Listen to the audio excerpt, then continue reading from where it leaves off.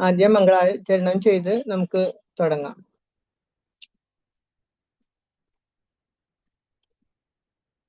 ഓം അജ്ഞാനതിമിരാന്തസ്യ ജ്ഞാനാഞ്ജനശലാകയാ ചക്ഷുരുന്മീലിതം യേന തസ്മൈ ശ്രീ ഗുരവേ നമഃ. നമോ വിഷ്ണുപാദായ കൃഷ്ണപ്രേഷ്ഠായ ഭൂതലെ ശ്രീമതേ ഭക്തിവേദാന്ത സ്വാമിനിധി നാമിനെ. നമസ്തേ സാരസ്വതേ ദേവേ ഗൗരവാണി പ്രചാരിണേ നിർവിശേഷ ശൂന്യവാദി പാശ്ചാത്യദേശതാരിണേ.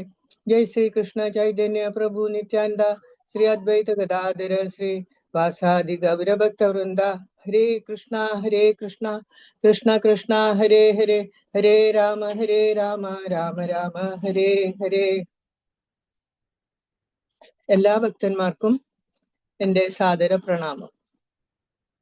ഇന്ന് ഗീതാ മഹാത്മ്യത്തിലെ 3-ാം ശ്ലോകത്തെ പറ്റിയാണ് ഞാൻ പറയാൻ പോകുന്നത്. കഴിഞ്ഞ ദിവസം 2 പറഞ്ഞു. ഇന്ന് 3-ാമത്തെ ശ്ലോകം 4 പറയും. ഇപ്പൊ ശ്ലോകം 3 മലിനേ മോചനം പുംസാം ജലസ്നാനം ദിനേ ദിനേ സകൃത് ഗീതാമൃത സ്നാനം സംസാര മലനാശനം. എന്നുവെച്ചാല് വിവർത്തനം. നിത്യവും ജലത്തിൽ സ്നാനം ചെയ്ത് ദേഹശുദ്ധി വരുത്താം. എന്നാൽ ഭഗവത്ഗീതയാകുന്ന ഗംഗാജലത്തിൽ ഒരിക്കൽ എങ്കിലും സ്നാനം ചെയ്യുന്നവന്റെ ഭൗതിക ജീവിതത്തിലെ എല്ലാ മാലിന്യങ്ങളും നശിച്ചു പോകുന്നു. ഇതാണ് ഇവിടെ പറയുന്നത്. അപ്പൊ ദേഹശുദ്ധി വരുത്താന്ന് പറയുന്നത് എങ്ങനെ? നമ്മൾ ജലത്തിൽ എല്ലാ ദിവസവും സ്നാനം ചെയ്ത് വസ്ത്രങ്ങളൊക്കെ മാറി നമ്മൾ പുറമെ ദേഹശുദ്ധി വരുത്തും, അല്ലെ? പക്ഷെ എന്നാൽ ദേഹശുദ്ധി പുറമേ മാത്രം പോരാ, അകത്തും കൂടി വേണം. അപ്പൊ അതിനായി നമ്മൾ എന്താണ് ചെയ്യേണ്ടത്? നമ്മള് ഭഗവത്ഗീത ദിവസവും ശ്രദ്ധയോടെ വായിക്കുകയും അതിലെ ഭഗവാന്റെ ഉപദേശങ്ങളും നിർദ്ദേശങ്ങളും നമ്മുടെ ഉള്ളിലെ കാമം, ക്രോധം, ലോഭം, മോഹം, മതം, മാത്സര്യം എന്നീ 6 വൈരികൾ എന്ന് വെച്ചാൽ ഷഡ്വൈരികൾ ഇല്ലാതായി മനസ്സും ബുദ്ധിയും ശുദ്ധമാകും. അപ്പൊ അതുവഴി നമ്മുടെ മിഥ്യാഹങ്കാരവും ഇല്ലാതായി നമുക്ക് അന്തരംഗ ശുദ്ധി കൈവരും. നമുക്കൊക്കെ അറിയാം, നമ്മുടെ എല്ലാവരുടെയും ഉള്ളിൽ ഭഗവാൻ വസിക്കുന്നുണ്ടെന്ന്, പരമാത്മ രൂപേണ. അപ്പൊ ഈ മിഥ്യാഹങ്കാരം മാറി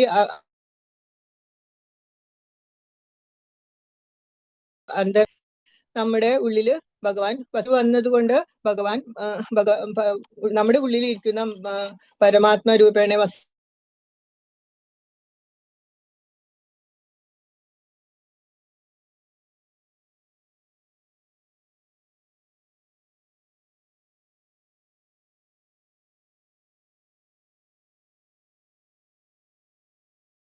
ഭഗവാനും തമ്മിലുള്ള ബന്ധം എന്താണെന്നും നമുക്ക് തിരിച്ചറിയാൻ ഇതുവഴി സാധിക്കും. പ്രേമഭക്തി ഉളവാകുകയും ചെയ്യും.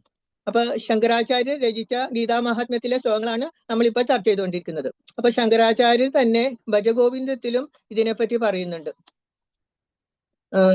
ശ്ലോകം 20 ഭഗവത്ഗീത കിഞ്ചിതീത ഗംഗാചല ലവ കണികാപീത സകൃതപി യേന മുരാരീ സമർച്ച ക്രിയത്തെ തസ്യ യമേന ന ചർച്ച. എന്ന് വെച്ചാല് ഭഗവത്ഗീത കുറച്ചെങ്കിലും പഠിക്കുകയോ ഗംഗാജലത്തിന്റെ ചെറു കണികയെങ്കിലും കുടിക്കുകയും ഒരിക്കലെങ്കിലും ഈശ്വരനെ വേണ്ടവിധം അർച്ചിക്കുകയോ ചെയ്യുന്നത് ആരാണോ അയാളെ മരണസമയത്ത് യമൻ ചോദ്യം ചെയ്യില്ല. നമുക്കറിയാം, ഗംഗാജലത്തിന്റെ എല്ലാവരുടെയും വീട്ടിലും ഗംഗാജലം ഉണ്ടാവും, അല്ലെ? അത്രമാത്രം പ്രാധാന്യം ഉണ്ടല്ലോ ഗംഗാജലത്തിന്. മാത്രമല്ല അപ്പൊ ആരാണോ അർച്ചിക്കുകയും ചെയ്യുന്നത് ആരാണോ അയാളെ മരണസമയത്ത് യമൻ ചോദ്യം ചെയ്യില്ല എന്ന് പറയുന്നു. മാത്രമല്ല അയാൾക്ക് യമനെ പേടിയുണ്ടാവില്ല. കാരണം എന്താണ്? ഭഗവത്ഗീത പഠനം മരണഭയത്തെ ഇല്ലാതാക്കുന്നു. അപ്പൊ ഗംഗാജലത്തിനോളം പ്രാധാന്യമുണ്ട് ഭഗവത്ഗീതയ്ക്കും. നമുക്ക് ഇതിന്ന് മനസ്സിലാക്കാം, അല്ലെ? അപ്പൊ ഇനി ശ്ലോകം 4 ഗീത സുഗീത കർത്തവ്യ കിമന്യൈ ശാസ്ത്ര വിസ്തരേ യാ സ്വയം പത്മനാഭസ്യ മുഖപത്മാത് വിനിസൃത. എന്നുവെച്ചാല് ഭഗവത്ഗീത പരമദിവ്യോത്തമ പുരുഷനാൽ ഉപദേശിക്കപ്പെട്ടതാകയാൽ മറ്റൊരു വേദസാഹിത്യങ്ങളും പഠിക്കേണ്ടതില്ല. ഭഗവത്ഗീത ശ്രദ്ധയോടും കൃത്യനിഷ്ഠയോടും കൂടി കേൾക്കുകയും വായിക്കുകയും ചെയ്താൽ മാത്രം മതി. ഇന്നത്തെ ആളുകൾ ലൗകിക വ്യാപാരത്തിൽ വളരെയധികം മുഴുകിയിരിക്കുന്നത് കൊണ്ട് അവർക്ക് വേദസാഹിത്യം മുഴുവൻ വായിക്കാനും പഠിക്കാനും ഒന്നും നേരമില്ല. അതിനുള്ള അവർക്ക് ബുദ്ധിമുട്ടാണത്. അപ്പൊ അതിന്റെ ആവശ്യവുമില്ല. കാരണം എന്താണ്? ഭഗവത്ഗീത എന്ന ഈ ഒരൊറ്റ ഗ്രന്ഥം മതി. കാരണം ഭഗവത്ഗീത എല്ലാ വേദ സാഹിത്യങ്ങളുടെയും സാര സർവസ്വമാണ്. മാത്രമല്ല വേറൊരു പ്രത്യേകതയും കൂടി ഉണ്ട് ഇതിന്. എന്താണ്? പരമ ദിവ്യോത്തമ പുരുഷനായ ശ്രീകൃഷ്ണ ഭഗവാനാൽ ഉപദേശിക്കപ്പെട്ടതാണ്. അപ്പൊ അതുകൊണ്ട് നമ്മൾ എന്താ ചെയ്യേണ്ടത്? നിത്യവും ഭഗവത്ഗീത വായിക്കുക. അങ്ങനെ നിത്യേനയുള്ള ഗീതാ പഠനം കൊണ്ട് നമ്മുടെ മനസ്സിന് ശാന്തിയും സമാധാനവും സന്തോഷവും ലഭിക്കുകയും ജീവിതത്തിൽ എല്ലാവിധ മംഗളങ്ങളും ഇതുവഴി ഉണ്ടാവുകയും ചെയ്യും. ഹരേ കൃഷ്ണ. ജയ് ശ്രീല ഗുരുദേവ്. ജയ് ശ്രീല പ്രഭുപാദ്. വാഞ്ചാകൽപതരുഭ്യശ്ച കൃപാ സിന്ധുഭ്യോ ച പതിതാനാം പാവനേഭ്യോ വൈഷ്ണവേഭ്യോ നമോ നമഃ. ഹരേ കൃഷ്ണ. ഹരേ കൃഷ്ണ. താങ്ക് യു ശ്രീകാന്ത മാതാജി ഗീതാ മഹാത്മ്യത്തിലെ ശ്ലോകങ്ങളെ കുറിച്ച് പറഞ്ഞു തന്നതില്. അടുത്തതായിട്ട് നമുക്ക് ഹരിനാമ മഹാത്മ്യവും അതേപോലെ തന്നെ നമ്മളുടെ ക്ലാസ് 5ാമത്തെ അധ്യായം എടുക്കുന്നത് ഹിസ് ഗ്രേസ് ദീനാനാഥ് വിഠൽ ദാസ് പ്രഭു ആയിരിക്കും. അപ്പം ദീനാനാഥ് വിഠൽ പ്രഭുവിനെ കുറിച്ച് പറയുകയാണെങ്കിൽ അദ്ദേഹം കോളേജ് ഓഫ് എഞ്ചിനീയറിംഗ് ട്രിവാൻഡ്രത്തിൽ കമ്പ്യൂട്ടർ സയൻസിൽ ബിരുദം നേടുകയും അതോടൊപ്പം തന്നെ IIT മദ്രാസിൽ നിന്ന് മാസ്റ്റേഴ്സ് കംപ്ലീറ്റ് ചെയ്തിട്ട് അദ്ദേഹം ദുബായിൽ പ്ലാന്റ് ഓട്ടോമേഷൻ ഫീൽഡിലായിരുന്നു വർക്ക് ചെയ്തുകൊണ്ടിരുന്നത്. 1995 ദുബായിൽ ഉള്ള സമയത്തായിരുന്നു അദ്ദേഹം ഇസ്കോണുമായി ബന്ധപ്പെട്ടതും. അത് കഴിഞ്ഞതിന് ശേഷം ഹിസ് ഹോളിനെസ് ജയപ്രതാപ് സ്വാമി മഹാരാജിന്റെ അടുത്ത് നിന്ന് ദീക്ഷ എടുക്കുകയും എല്ലാ കുടുംബ സമേതം അദ്ദേഹത്തിന്റെ ഭാര്യയും അതേപോലെ തന്നെ 2 മക്കളും എല്ലാവരും കുടുംബസമേതം ഇപ്പം ഭക്തിമാർഗമാണ് ഫോളോ ചെയ്യുന്നത്. സോ ഹിസ് ഗ്രേറ്റ് ദീനാനാഥ് വിഠൽ പ്രഭുവിനെ ക്ഷണിക്കുന്നു ഹരിനാമ മഹാത്മ്യം പറയുവാനും അതോടൊപ്പം തന്നെ ഭഗവത്ഗീത ക്ലാസ്സിൽ. ഹരേ കൃഷ്ണ.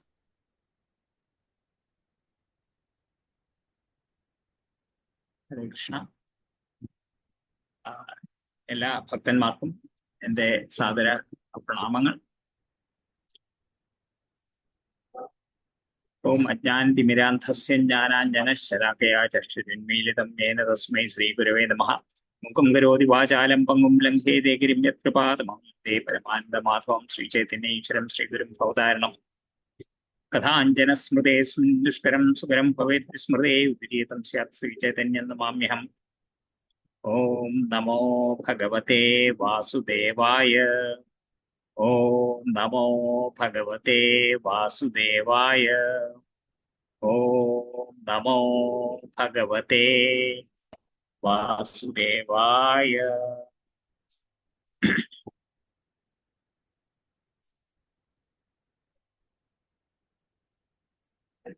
അടുത്തതായി നമ്മള് ഹരിനാമ ജപത്തിന്റെ അതുല്യമായ മഹിമയെക്കുറിച്ചാണ് അല്പം ചർച്ച ചെയ്യാനായിട്ട് പോകുന്നത്.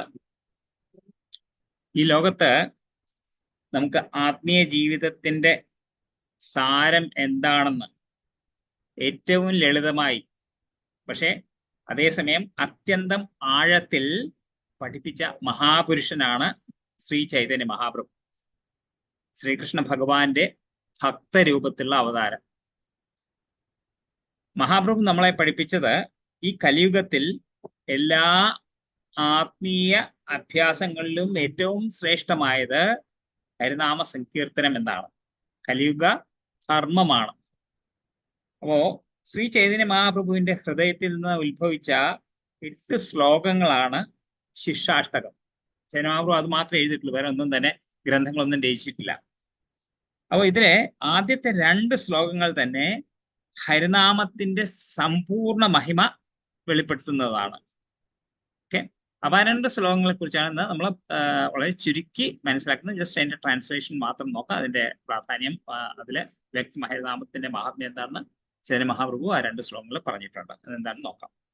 ആദ്യത്തെ ശ്ലോകം: ചേതോദർപ്പണമാർജനം ഭവമഹാദാവാഗ്നി നിർവാപണം ശ്രേയക്കൈരവചന്ദ്രികാ വിതരണം വിദ്യാവധൂജീവനം ആനന്ദാംബുധിവർദ്ധനം പ്രതിപദം പൂർണ്ണാമൃതാസ്വാദനം സർവാത്മസ്നപനം പരം വിജയതേ ശ്രീകൃഷ്ണ സങ്കീർത്തനം. മഹാപ്രഭു പറയുന്നു ശ്രീകൃഷ്ണ സങ്കീർത്തനം പരമവിജയം നേടട്ടെ എന്ന്. എന്തുകൊണ്ട്? ആദ്യമേ അദ്ദേഹം പറയുന്നു ചേതോ ദർപ്പണമാർജനം. ഹരിനാമ ജപം നമ്മുടെ ഹൃദയത്തിന്റെ കണ്ണാടിയെ ശുദ്ധമാക്കും. അത് വൃത്തിയാക്കി, ഭംഗിയായി വൃത്തിയാക്കി, വെടുപ്പാക്കി നമ്മുടെ കോടിക്കണക്കിന് ജന്മങ്ങളിൽ നമ്മൾ ആർജിച്ച എല്ലാവിധത്തിലുള്ള പൊടിയും മാലിന്യവും കൊണ്ട് അത് മങ്ങിയിരിക്കുകയാണ്. അഹങ്കാരം, അസൂയ, ക്രോധം, ലോഭം, ഭയം, ദുഃഖം. നമ്മൾ എത്ര പഠിച്ചാലും എത്ര അറിഞ്ഞാലും ഈ മാലിന്യം മാറാതെ പോയാൽ ആ കണ്ണാടിയിൽ ആത്മസത്യം ഒരിക്കലും തെളിയില്ല. അതുകൊണ്ട് ആദ്യം തന്നെ അത് വൃത്തിയാക്കണം, ക്ലീൻ ആക്കി വയ്ക്കണം. അത് എന്ത് ചെയ്യാനായിട്ട് സാധിക്കും? നമ്മൾ നേരത്തെ ഗീതാമഹാത്മ്യത്തിൽ പറഞ്ഞു, നമുക്ക് നമ്മുടെ ശരീരം ശുദ്ധമാകും, ബാഹ്യമായിട്ടുള്ള ശുദ്ധി ചെയ്യാനായിട്ട് നമുക്ക് സോപ്പ് ഉപയോഗിക്കാം. ഇത് ഉള്ളിലുള്ള കാര്യമാണ്. ഉള്ളിൽ എങ്ങനെ സോപ്പ് ഉപയോഗിക്കും? അതിന് ട്രാൻസെൻഡന്റൽ ഡിറ്റർജന്റ് വാങ്ങിക്കണം. എന്താണ് ഈ ട്രാൻസെൻഡന്റൽ ഡിറ്റർജന്റ്? അതാണ് ഹരിനാമം. ഓക്കെ, അത് നമ്മുടെ ഉള്ളിൽ, നമ്മുടെ ഹൃദയത്തെ ശുദ്ധമാക്കുന്ന ഡിറ്റർജന്റ് ആണ് ഹരിനാമം. ഓക്കെ, അത് വളരെ ശക്തിയായി പ്രവർത്തിക്കും. സാവധാനമായിട്ടാണെങ്കിലും നമ്മുടെ ഹൃദയം ശുദ്ധിയാക്കും. പിന്നെ മഹാപ്രഭു പറയുന്നു ഭവമഹാദാവാഗ്നി നിർവാപണം. ഓക്കെ, ഈ സംസാരത്തിലെ ജീവിതം, ഈ നമ്മുടെ ഭൗതിക ജീവിതം എന്ന് പറയുന്നത് ഒരു കാട്ടുതീ പോലെയാണ്. ആ തീയിൽ നമ്മൾ സ്വയം കത്തിക്കൊണ്ടിരിക്കുകയാണ്. ജനനം, മരണം, ദുഃഖം, നിരാശ, ഇത് സർവദാ നമ്മൾ അനുഭവിച്ചുകൊണ്ടിരിക്കുകയാണ്. അപ്പൊ ഈ തീ അണയ്ക്കാൻ കഴിയുന്ന ഒരേ ഒരു അമൃത ജലം എന്താണെന്ന് ചോദിച്ചു കഴിഞ്ഞാൽ അതാണ് ഹരിനാമം. പിന്നെ ചൈതന്യ മഹാപ്രഭു പറയുന്നു ആനന്ദാംബുധി വർത്തനം. ആനന്ദാംബുധി വർദ്ധനം. സമുദ്രം എന്ന് വെച്ച് കഴിഞ്ഞാല് അംബുധി എന്ന് വെച്ചാല് സമുദ്രം. സമുദ്രം എന്ന് വെച്ച് കഴിഞ്ഞാൽ അളക്കാൻ കഴിയാത്ത വണ്ണം വിശാലമായിട്ടുള്ളതാണ്. അപ്പൊ ഇവിടെ ആനന്ദത്തിന്റെ സമുദ്രം എന്നാണ് പറയുന്നത്. ആനന്ദാംബുധി, ആ സമുദ്രം അപ്പം അളക്കാൻ പറ്റാത്തതാണ്. പക്ഷേ ഹരിനാമം എന്താ ചെയ്യുന്നത്? ആ സമുദ്രത്തെയും വർദ്ധിപ്പിക്കുന്നു. വർദ്ധനം, വർദ്ധിപ്പിച്ചു കൊണ്ടേയിരിക്കുന്നു. അപ്പം അതൊരിക്കലും ആ സമുദ്രം എന്ന് പറയുന്നത് നിമിഷം തോറും വർദ്ധിച്ചു വരുന്ന ഒരു കടലാകുന്നു. ഓരോ ജപത്തിലും നമുക്ക് പുതിയ അമൃതാനുഭവം ലഭിക്കുന്നു എന്ന് സാരം. ലോകസുഖങ്ങളെല്ലാം തന്നെ ക്ഷയിക്കുന്നു. പക്ഷേ ഹരിനാമാനന്ദം, ഹരിനാമത്തെ ജപത്തിൽ നിന്ന് നമുക്ക് കിട്ടുന്ന ആനന്ദം ഒരിക്കലും കുറയുകയില്ല എന്ന് സാരം. ഓക്കെ, ഈ ശിക്ഷാഷ്ടകത്തിലെ 2ാമത്തെ ശ്ലോകത്തിൽ ചൈതന്യ മഹാപ്രഭു പറഞ്ഞിരിക്കുന്നു നാംനാമകാരി ബഹുധാ നിജ സർവശക്തി തത്രാർപ്പിത നിയമിത സ്മരണേന കാലഃ ഏതാദൃശീ തവ കൃപാ ഭഗവൻ മമാവി ദുർദൈവമീദൃശം ഇഹാജനി നാനുരാഗ. ഇവിടെ മഹാപ്രഭു ഭഗവാനോട് ഒരു ഹൃദയത്തിൽ നിന്ന് ഒരു പ്രാർത്ഥന ചെയ്യുകയാണ്. ഹേ പ്രഭു, നിന്റെ എല്ലാ ശക്തികളും നിന്റെ നാമത്തിൽ നീ നിക്ഷേപിച്ചിരിക്കുന്നു. എന്താ പറഞ്ഞിരിക്കുന്നത്? എല്ലാ ശക്തികളും. 25% 50% 90% 99% എന്നല്ല പറഞ്ഞിരിക്കുന്നത്. സർവശക്തി 100%. ഭഗവാന്റെ 100% ശക്തിയും ആ ഭഗവാന്റെ നാമങ്ങൾ ഭഗവാൻ നിക്ഷേപിച്ചിരിക്കുന്നു. ഭഗവാന്റെ എല്ലാ സാമർഥ്യവും ആ നാമങ്ങൾക്കുണ്ട്. ഭഗവാൻ സർവസമർത്ഥനാണ്. അപ്പൊ ആ സാമർഥ്യമെല്ലാം തന്നെ ആ നാമങ്ങളിലും ഉണ്ട് എന്ന് സാരം. പിന്നെ നാമം ജപിക്കാൻ കാലം, സ്ഥലം, ശുദ്ധി, അശുദ്ധി ഇതൊന്നും തന്നെ നോക്കേണ്ട കാര്യമില്ല. ഏത് സമയത്തും ഏത് അവസ്ഥയിലും ആർക്കാണെന്നുണ്ടെങ്കിലും എത്ര വലിയ കൃപയാണെന്ന് നോക്കൂ. പഠിപ്പില്ലാത്തവനാണെന്നുണ്ടെങ്കിലും, ദുർബലനാണെന്നുണ്ടെങ്കിലും, പാപിയാണെന്നുണ്ടെങ്കിലും എല്ലാവർക്കും ഒരേപോലെ തുറന്നിരിക്കുന്ന വാതിലാണ് ഹരിനാമത്തിന്റെ. അത്രമാത്രം കൃപയാണ് ഭഗവാൻ ചൊരിഞ്ഞിരിക്കുന്നത്. പക്ഷേ അവിടെ മഹാപ്രഭു എന്താ പറയുന്നത്? ദുർദൈവം, എന്റെ ദുർഭാഗ്യമാണ്, എനിക്ക് ഈ നാമം ജപിക്കുന്നതിൽ ആസക്തി ജനിച്ചിട്ടില്ല. ഇതൊരു കഷ്ടമാണെന്ന് നോക്കൂ. ഇവിടെ മഹാപ്രഭുവിനല്ല, മഹാപ്രഭു നമുക്ക് വേണ്ടി പറയുന്ന നമ്മുടെ അവസ്ഥ എന്താണെന്ന് മഹാപ്രഭു പറയണം. മഹാപ്രഭുവിന് നല്ല 24 മണിക്കൂറും ഭഗവാന്റെ നാമങ്ങൾ ഉച്ചരിച്ചുകൊണ്ടാണ് മഹാപ്രഭു ഉണ്ടായിരുന്നത്. പക്ഷേ നമ്മളെ സംബന്ധിച്ചിടത്തോളം നമ്മളെക്കുറിച്ച്, നമ്മളെപ്പോലുള്ള ആൾക്കാരെ കുറിച്ചാണ് മഹാപ്രഭു ഇവിടെ പറയുന്നത്. എന്ത്? ദുർദൈവം ഇഹാനി ദുർദൈവം ഈദൃശം ഇഹാജനി നാനുരാഗ ന അനുരാഗ. എവിടെ? ഹരിനാമത്തിൽ. ഓക്കെ. അപ്പോ ഇവിടെ മഹാപ്രഭു നമ്മുടെ അടുത്ത് പറയുന്നത് എന്താണ്? നമ്മളെ പഠിപ്പിക്കുന്നത് എന്താണ്? ഹരിനാമത്തിന്റെ മഹത്വം അറിഞ്ഞാൽ മാത്രം മതിയാവില്ല. ഹൃദയത്തിൽ രുചി അഥവാ രാഗം, ആസക്തി, നാമത്തിനോട്ടുള്ള ആസക്തി വരണം. അതെങ്ങനെയാണ് വരുന്നത്? വിനയത്തിലൂടെ, നിത്യജപത്തിലൂടെ, സാധു സംഘത്തിലൂടെ. ഓക്കെ. അതുകൊണ്ട് നമുക്ക് കലിയുഗത്തിൽ വേറെ ഒന്നും തന്നെ വേറെ ഒരു മാർഗം അന്വേഷിക്കേണ്ട കാര്യമില്ല. എന്താണ് മാർഗം? എന്താണ് മാർഗം? ഹരിനാമം തന്നെയാണ് മാർഗം. അവസാനം അതിന്റെ ലക്ഷ്യം, നമ്മുടെ ലക്ഷ്യം എന്താണ്? മാർഗം ഹരിനാമമാണ്. ലക്ഷ്യം എന്താണ്? ലക്ഷ്യവും ഹരിനാമം തന്നെ. അതായത് നമ്മള് ഇവിടെ ജപിക്കുന്നു, അത് കഴിഞ്ഞിട്ട് നമ്മള് ഭഗവാന്റെ അടുത്ത് എത്തിച്ചേരുന്ന സമയത്ത് അവിടെ പെർഫെക്റ്റ് ആയിട്ട് ജപിക്കുന്നു. അതേ ഉള്ളൂ നമ്മുടെ ലക്ഷ്യം. ഓക്കെ. അപ്പോ അതിനാൽ നമുക്ക് പ്രാർത്ഥിക്കാം. വാക്കുകളിൽ മാത്രമല്ല, ജീവിതത്തിൽ തന്നെ ഹരേ കൃഷ്ണ കൃഷ്ണ കൃഷ്ണ ഹരേ ഹരേ, ഹരേ രാമ രാമ രാമ ഹരേ ഹരേ എന്ന് ഈ ഹരിനാമത്തിൽ നമുക്ക് വിശ്വാസവും രുചിയും ആനന്ദവും ലഭിക്കട്ടെ എന്ന് നമുക്ക് പ്രാർത്ഥിക്കാം. ഹരേ കൃഷ്ണ.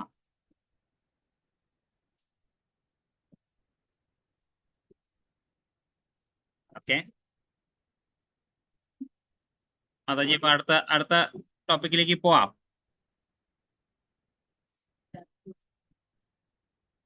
ഓക്കെ. മാതാജി ഇല്ലാന്ന് തോന്നുന്നു. ഏതായാലും നമുക്ക് അടുത്ത സെഷൻ എന്ന് പറയുന്നത് ഭഗവത്ഗീത ശ്ലോകങ്ങളാണ്. അപ്പോ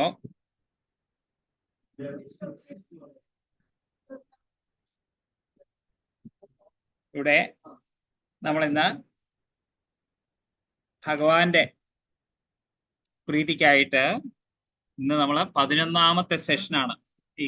അത് തുടങ്ങിയ ശേഷം, നമ്മുടെ ക്ലാസ് തുടങ്ങിയ ശേഷം 11ാമത്തെ സെഷനാണ്.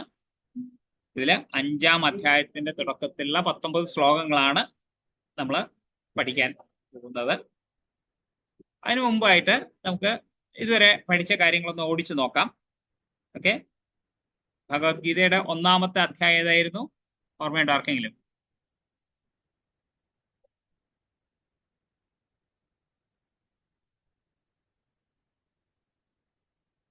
ആരെങ്കിലും അൺമ്യൂട്ട് ചെയ്ത് ഞാൻ പറയുന്നത് കേൾക്കുന്നുണ്ടോ? എനിക്കൊരു ഫീഡ്ബാക്കും ഇല്ല, ആരും ഒന്നും പറയുന്നില്ല. കേൾക്കാറുണ്ടല്ലോ? ഓക്കെ. ഇത് ആരുടെയും വീഡിയോയും ഓണല്ല, ഒന്നും കേൾക്കാനില്ല. ഞാൻ അർജുന വിഷാദയോഗം.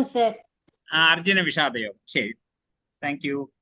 അർജുന വിഷാദയോഗം. അപ്പോ അവിടെ കുരുക്ഷേത്ര യുദ്ധഭൂമിയിൽ ബന്ധുമിത്രാദികളെ, ഗുരുജനങ്ങളെ, പിതാമഹനായ ഭീഷ്മദേവരെ, ഇവരെല്ലാം കണ്ട് അർജുനൻ ആകെ പരിഭ്രാന്തനായി. ഇവരുടെ അടുത്താണ് ഞാൻ യുദ്ധം ചെയ്യേണ്ടത്, ഇവരെയാണ് ഞാൻ തോൽപ്പിക്കേണ്ടത്, ഇവരെയാണ് ഞാൻ വധിക്കേണ്ടത് രാജ്യം നേടാനായിട്ട്. അങ്ങനെ അർജുനൻ ദുഃഖിതനായി. എന്നിട്ട് യുദ്ധം ചെയ്യാൻ വിസമ്മതിച്ച് ആയുധം താഴെ വെച്ചു. ഓക്കെ. അപ്പം യഥാർത്ഥത്തിൽ യുദ്ധം കുരുക്ഷേത്ര ഭൂമിയിലായിരുന്നു. അതിനേക്കാളും വലിയ യുദ്ധമാണ് അർജുനന്റെ മനസ്സിൽ നടക്കുന്നത്. ഈ അർജുനന്റെ അവസ്ഥ തന്നെയാണ് ഏറെക്കുറെ നമുക്കും. നമ്മുടെ ജീവിതത്തിൽ പല ഘട്ടത്തിലും ഇതേപോലെയുള്ള സമസ്യകൾ നമ്മുടെ മനസ്സിൽ കടന്നു വരുന്നുണ്ട്, ഹൃദയത്തിൽ കടന്നു വരുന്നുണ്ട്. അപ്പൊ ആ സമയത്തൊക്കെ നമ്മളെ കർത്തവ്യ നിരതരാക്കാനായിട്ട് എന്താണ് ശരി, എന്താണ് തെറ്റെന്നുള്ളത് അതിൻ്റെ ശരിയായിട്ടുള്ള മാർഗം നൽകാനായിട്ട് അർജുനെ കരുവാക്കി ഭഗവാൻ ഉപദേശിച്ച അതാണ് ഭഗവത്ഗീത. അത് ഏതെങ്കിലും ഒരു വ്യക്തിക്കായിരുന്നില്ല, മറിച്ചോ അത് മുഴുവൻ മാനവ രാശിക്ക് വേണ്ടിയായിരുന്നു. ഏതെങ്കിലും ഒരു നാട്ടുകാർക്കോ ഏതെങ്കിലും ഒരു വർഗത്തിനോ ഏതെങ്കിലും ഒരു മതക്കാർക്കോ ഉള്ളതല്ല ഭഗവത്ഗീത. ഭഗവാൻ ഏതെങ്കിലും ഒരു വ്യക്തിയുടെയോ ഒരു നാട്ടിന്റെയോ ഒരു മതത്തിന്റെയോ മാത്രമല്ല, ജഗന്നാഥനാകുന്നു. പൂർണ്ണമായിട്ടും വിശ്വത്തിന്റെ എല്ലാവരുടെയും നാഥനാകുന്നു. അപ്പൊ അതില് മനുഷ്യർക്ക് സവിശേഷമായിട്ടുള്ള പൊസിഷൻ ആയതുകൊണ്ട് മനുഷ്യർക്ക് ഉപദേശിച്ചു. കാര്യം മനുഷ്യ ജന്മം എന്ന് പറയുന്നത് ബാക്കിയുള്ള ജന്മങ്ങളിൽ നിന്നും വ്യത്യസ്തമാണ്, കൂടുതൽ റെസ്പോൺസിബിലിറ്റി ഉള്ളതാണ്. അതിൽ മാത്രമേ നമുക്ക് ആത്മീയ പാതയിലൂടെ സഞ്ചരിക്കാൻ കഴിയൂ. അതുകൊണ്ട് നമ്മളെ ആത്മീയമായിട്ട് പാതയിൽ എങ്ങനെ മുമ്പോട്ട് പോകണമെന്ന് കാണിക്കാനായിട്ട് ഭഗവാൻ ഭഗവത്ഗീത ഉപദേശിച്ചു. അപ്പൊ അതിൽ രണ്ടാമത്തെ അധ്യായം സാഖ്യയോഗം. സാഖ്യം എന്ന് വെച്ച് കഴിഞ്ഞാൽ എന്താണ്? വിശ്ലേഷണം ചെയ്യുക, അങ്ങനെ അനലിറ്റിക്കലായിട്ട് നോക്കുക എന്നുള്ളതാണ്. എന്തിനെ പറ്റിയാണ് അവിടെ സാഖ്യയോഗത്തിൽ ഭഗവാൻ പറയുന്നത്? നശ്വരമായിട്ടുള്ള ശരീരം, ശാശ്വതമായിട്ടുള്ള ആത്മാവ്. നാം ഈ ശരീരമല്ല, മറിച്ച് അതിൽ കുടികൊള്ളുന്ന ആത്മാവാണ്. ഇതിനെപ്പറ്റി ഭഗവാൻ വളരെ ഡീറ്റെയിൽഡ് ആയിട്ട് രണ്ടാമത്തെ അധ്യായത്തിൽ പറഞ്ഞു. അതിനുശേഷം അതെന്തുകൊണ്ടാണ് അങ്ങനെ പറയാൻ കാര്യം? രണ്ടാം അധ്യായത്തിന്റെ തുടക്കത്തിലാണ് ഭഗവത്ഗീതയ്ക്ക് കാരണമായിട്ടുള്ള സംഭവം നടക്കുന്നത്. എന്താണ്? ഒന്നാം അധ്യായത്തിൽ കൺഫ്യൂസ്ഡ് ആയിരുന്നു അർജുനൻ. പക്ഷേ രണ്ടാം അധ്യായത്തിന്റെ തുടക്കത്തിൽ കൃത്യമായി പറഞ്ഞു കഴിഞ്ഞാൽ രണ്ടാമത്തെ അധ്യായത്തിൽ 7ാമത്തെ ശ്ലോകത്തിൽ അർജുനൻ ഭഗവാനെ ശരണം പ്രാപിക്കുന്നു, ശിഷ്യനായിട്ട് ഭഗവാന്റെ ഉപദേശം തേടുന്നു. ഓക്കെ, അതിന് ഉത്തരമായിട്ടാണ് ഭഗവാൻ ഈ ഭഗവത്ഗീത മുഴുവനും അവിടെ പറയുന്നത്. അപ്പൊ നമ്മള് ഈ 3 മാസം കൊണ്ട് ഭഗവത്ഗീത പഠിക്കാനായിട്ട് ശ്രമിക്കുകയാണ്. ആദ്യം മുതൽ അവസാനം വരെയുള്ള ശ്ലോകങ്ങളെല്ലാം തന്നെ നമ്മൾ ഒന്നും തന്നെ പഠിച്ചില്ലെങ്കിലും രണ്ടാമത്തെ അധ്യായത്തിലെ 7ാമത്തെ ശ്ലോകം അത് കണ്ഠസ്ഥമാക്കുക. ദിവസവും രാവിലെയും വൈകിട്ടും ഭഗവാന് മുമ്പിൽ പറയുക. എന്താണ് ആ ശ്ലോകം? കാർപ്പണ്യദോഷോപഹത സ്വഭാവഃ പൃച്ഛാമി ത്വാം ധർമ്മ സമ്മൂഢചേതാഃ യശ്രേയസ്യാന്യശ്ചിതം ബ്രൂഹി തന്മേ ശിഷ്യസ്തേഹം ശാതി മാം ത്വാം പ്രപന്നം. ഭഗവാനെ ശരണം പ്രാപിച്ച് ഭഗവാന്റെ ശിഷ്യനായിട്ട് ഭഗവാന്റെ ഉപദേശം തരൂ. എന്തുകൊണ്ടാണ്? എനിക്ക് എന്താണ് ചെയ്യേണ്ടതെന്ന് അറിയില്ല, എൻ്റെ ഡ്യൂട്ടി എന്താണെന്ന് എനിക്കറിയില്ല. അതുകൊണ്ട് ഈ സമയത്ത്, അങ്ങനെയുള്ള ആ സമയത്ത് എനിക്ക് എന്താണ് ശ്രേയസ്കരം എന്ന് പറഞ്ഞു തരൂ എന്ന് അർജുനൻ ഭഗവാന്റെ അടുത്ത് പ്രാർത്ഥിച്ചത് കൊണ്ടാണ് ഭഗവാൻ സുഹൃത്തിന്റെ സ്ഥാനം മാറി, ഒരു ബന്ധുവിന്റെ സ്ഥാനം മാറി, പിന്നെ എന്ത് ചെയ്തു? ഒരു ഗുരുവിന്റെ സ്ഥാനത്ത് വന്നിരുന്ന് അർജുനെ ഉപദേശിച്ചത്. ഓക്കെ, അപ്പൊ ഏതായാലും അതായിരുന്നു. അപ്പം പല കാര്യങ്ങള് ഭഗവാൻ രണ്ടാമത്തെ അധ്യായത്തിൽ പറയുന്നുണ്ട് അർജുനന്റെ ആർഗ്യുമെന്റ്സിനെ ഡിഫീറ്റ് ചെയ്യാനായിട്ട്. പക്ഷെ എല്ലാം അവസാനിക്കുന്നത് ഒരേ ഒരു ഇൻസ്ട്രക്ഷനിലാണ്. അതെന്താണ്? നീ യുദ്ധം ചെയ്യൂ. ഓക്കെ, നീ യുദ്ധം ചെയ്യൂ. അപ്പം അതിനുശേഷം 3-ാം അധ്യായം അതില് ഭഗവാൻ പറയുന്നത് കർമ്മത്തിന്റെ കലയാണ്. കർമ്മം ചെയ്യുന്ന ആർട്ട് എന്താണ്? Art of performing action. എന്താണ്? വിഷ്ണുവിനായിട്ടുള്ള യജ്ഞം എന്ന നിലയിൽ നമ്മള് ഇത് ചെയ്യണം. ഓരോ പ്രവൃത്തിയും ചെയ്യേണ്ടത് ഭഗവാനായിട്ടുള്ള യജ്ഞം എന്ന നിലയിൽ ചെയ്യണം. അങ്ങനെ ചെയ്തു കഴിഞ്ഞാൽ റിയാക്ഷൻസ് ഒന്നും ഉണ്ടാവില്ല. മാത്രമല്ല ജ്ഞാനത്തിന്റെ പ്ലാറ്റ്ഫോമിൽ ഉള്ള ഒരാൾക്ക് കർമ്മം ഒന്നും ചെയ്യേണ്ടതായിട്ടുള്ള ആവശ്യമില്ല എന്ന് 3-ാം അധ്യായത്തിൽ പറഞ്ഞു. പിന്നെ 4-ാമത്തെ അധ്യായത്തില് എല്ലാവിധ യജ്ഞകർമ്മങ്ങളും ജ്ഞാനത്തിൽ അവസാനിക്കുന്നു. പിന്നെ അവിടെ കൃഷ്ണൻ ജ്ഞാനത്തെ പ്രശംസിച്ചു. കർമ്മത്തിൽ അകർമ്മം കാണണം, അകർമ്മത്തിൽ കർമ്മം കാണണം എന്നൊക്കെ അർജുനന്റെ അടുത്ത് പറഞ്ഞു. 41-ാമത്തെ ശ്ലോകത്തിൽ ജ്ഞാനവും ത്യാഗവും ശ്രേഷ്ഠമാണെന്ന് പറഞ്ഞു. 42-ാമത്തെ ശ്ലോകത്തിൽ യുദ്ധം ചെയ്യൂ എന്നും പറഞ്ഞു. ഓക്കെ, ഈ 2 ശ്ലോകങ്ങൾ 41-ഉം 42-ഉം കേട്ടിട്ട് അർജുനൻ അല്പം കൺഫ്യൂസ്ഡ് ആയി. എന്താന്ന് വെച്ചാൽ ജ്ഞാനത്തിൽ അടിസ്ഥാനമാക്കിയുള്ള ത്യാഗം എന്നാൽ നമ്മുടെ ഇന്ദ്രിയങ്ങൾ കൊണ്ട് ചെയ്യുന്ന എല്ലാ പ്രവൃത്തികളെയും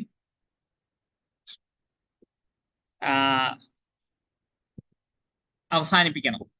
ഓക്കെ, എന്ന് അർജുനൻ ചിന്തിക്കുന്നു.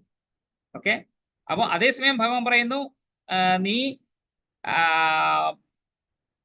ഭക്തി കൃഷ്ണാവബോധത്തിൽ അഥവാ ഭക്തിയുടെ സേവനത്തിൽ കർമ്മം ചെയ്യൂ എന്ന് പറയുന്നു. അപ്പൊ അങ്ങനെ ചെയ്യുമ്പോഴത്തേക്കും അതെങ്ങനെയാണ് പ്രവർത്തികളുടെ അവസാനം? ഭക്തിയുടെ സേവനം എന്ന് പറഞ്ഞാലും അതിലെ കർമ്മങ്ങളിലെ, അപ്പൊ അതിലെങ്ങനെയാണ് ഈ പ്രവർത്തികളെല്ലാം ഇല്ലാതാകുന്നത് എന്നാണ് അർജുനന്റെ മനസ്സിലുള്ള സംശയം വരുന്നത്. ഓക്കെ, അപ്പോ എങ്ങനെയാണ് കർമ്മവും ത്യാഗവും പൊരുത്തപ്പെടുന്നത്? ഒരിടത്ത് പറയുന്നു കർമ്മം ചെയ്യൂ, ഒരിടത്ത് പറയുന്നു കർമ്മം ത്യജിക്കൂ എന്ന് പറയുന്നു. അപ്പൊ അത് ശരിയാകുന്നില്ലല്ലോ എന്നാണ് അർജുനന്റെ സംശയം. അപ്പം അതുകൊണ്ടാണ് അങ്ങനെയാണ് 5-ാമത്തെ അധ്യായം ആരംഭിക്കുന്നത്. ഓക്കെ, നമുക്ക് ശ്ലോകത്തിലേക്ക് കടക്കാം. ഓക്കെ,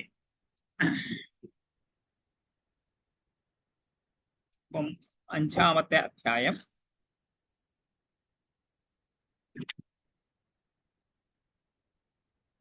ഓക്കെ, അപ്പം അധ്യായം 5 കർമ്മയോഗം, കൃഷ്ണാവബോധത്തിൽ പ്രവർത്തനം.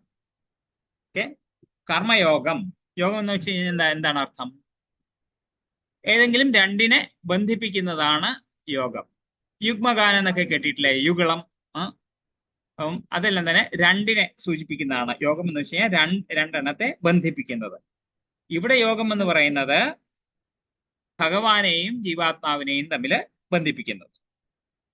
ഓക്കെ, അത് ആ ജോയിനിങ് പ്രോസസ് എന്ന് പറയുന്നത് കർമ്മത്തിൽ അടിസ്ഥാനമാക്കിയത് കൊണ്ട് അതിനെ കർമ്മയോഗം എന്ന് പറയും. പ്രവൃത്തി. ഓക്കെ, കർമ്മങ്ങൾ ചെയ്തുകൊണ്ട് നമുക്ക് ഭഗവാനുമായി ബന്ധപ്പെടാൻ സാധിക്കും. അതുകൊണ്ട് അതിനെ കർമ്മയോഗം. പിന്നെ പറഞ്ഞിരിക്കുന്നു കൃഷ്ണാവബോധത്തിൽ പ്രവർത്തനം. എന്താണ് ഈ കൃഷ്ണാവബോധം? നമ്മൾ ഒത്തിരി ഇത് 15-ാമത്തെ ക്ലാസ് ആണ്, നമ്മൾ പലതവണ കേട്ടു കൃഷ്ണാവബോധം എന്ന് വെച്ച് കഴിഞ്ഞാൽ. ഏറെക്കുറെ ആൾക്കാർ ഏത് ബോധത്തിലാണ് ഇരിക്കുന്നത്? അവബോധത്തിലാണ് ഇരിക്കുന്നത്. കൃഷ്ണനോടുള്ള ഭക്തിയോടുകൂടിയുള്ള കർമ്മങ്ങൾ ചെയ്യല് കൃഷ്ണാവബോധം. എല്ലാം ഭഗവാന് സമർപ്പിച്ചുകൊണ്ടുള്ള കർമ്മങ്ങൾ. Okay, very good answer, thank you. Okay, ഏറെക്കുറെ എല്ലാ ആൾക്കാരും ഏത് അവബോധത്തിലാണുള്ളത്? ശരീരാവബോധത്തിലാണുള്ളത്. കൃഷ്ണാവബോധത്തിന്റെ നേരെ തിരിച്ചുള്ളത്, ഓപ്പോസിറ്റ് ആയിട്ടുള്ള വേർഡാണ് ശരീരാവബോധം. എന്താണ് ഈ ശരീരാവബോധം? ഞാൻ ഈ ശരീരമാകുന്നു, ഈ ശരീരത്തെ സംബന്ധിക്കുന്നതെല്ലാം എന്റേതാണ്, ഞാൻ കാണുന്നതെല്ലാം എല്ലാത്തിൻ്റെയും ഉടമസ്ഥാവകാശം എന്റേതാണ്, അല്ലെങ്കിൽ എന്റേതാകണം. ഇതാണ് ശരീരാവബോധം എന്ന് പറയുന്നത്. ഓക്കെ, അതേസമയം കൃഷ്ണാവബോധം എന്ന് പറഞ്ഞു കഴിഞ്ഞാൽ കൃഷ്ണനാണ് എല്ലാത്തിൻ്റെയും സൃഷ്ടാവ്, എല്ലാത്തിൻ്റെയും യജമാനൻ, ഉടമസ്ഥൻ. നാം എല്ലാവരും ഭഗവാന്റെ നിത്യദാസന്മാരാണ്. ഓക്കെ, എന്ന് വെച്ച് കഴിഞ്ഞാല് പണ്ട് അങ്ങനെയാണ്, ദാസന്മാരാണ്, ഇപ്പം ദാസന്മാരാണ്, ഇനി എപ്പോഴും അങ്ങനെ തന്നെ ഇരിക്കും. ശാശ്വതമായിട്ടുള്ള നമ്മുടെ പൊസിഷൻ എന്താണ്? ഭഗവാന്റെ ദാസന്മാരാണ്. ചില ആൾക്കാർ പറയും നമ്മൾ ഒരു ദിവസം കുറെ കഴിഞ്ഞിട്ട്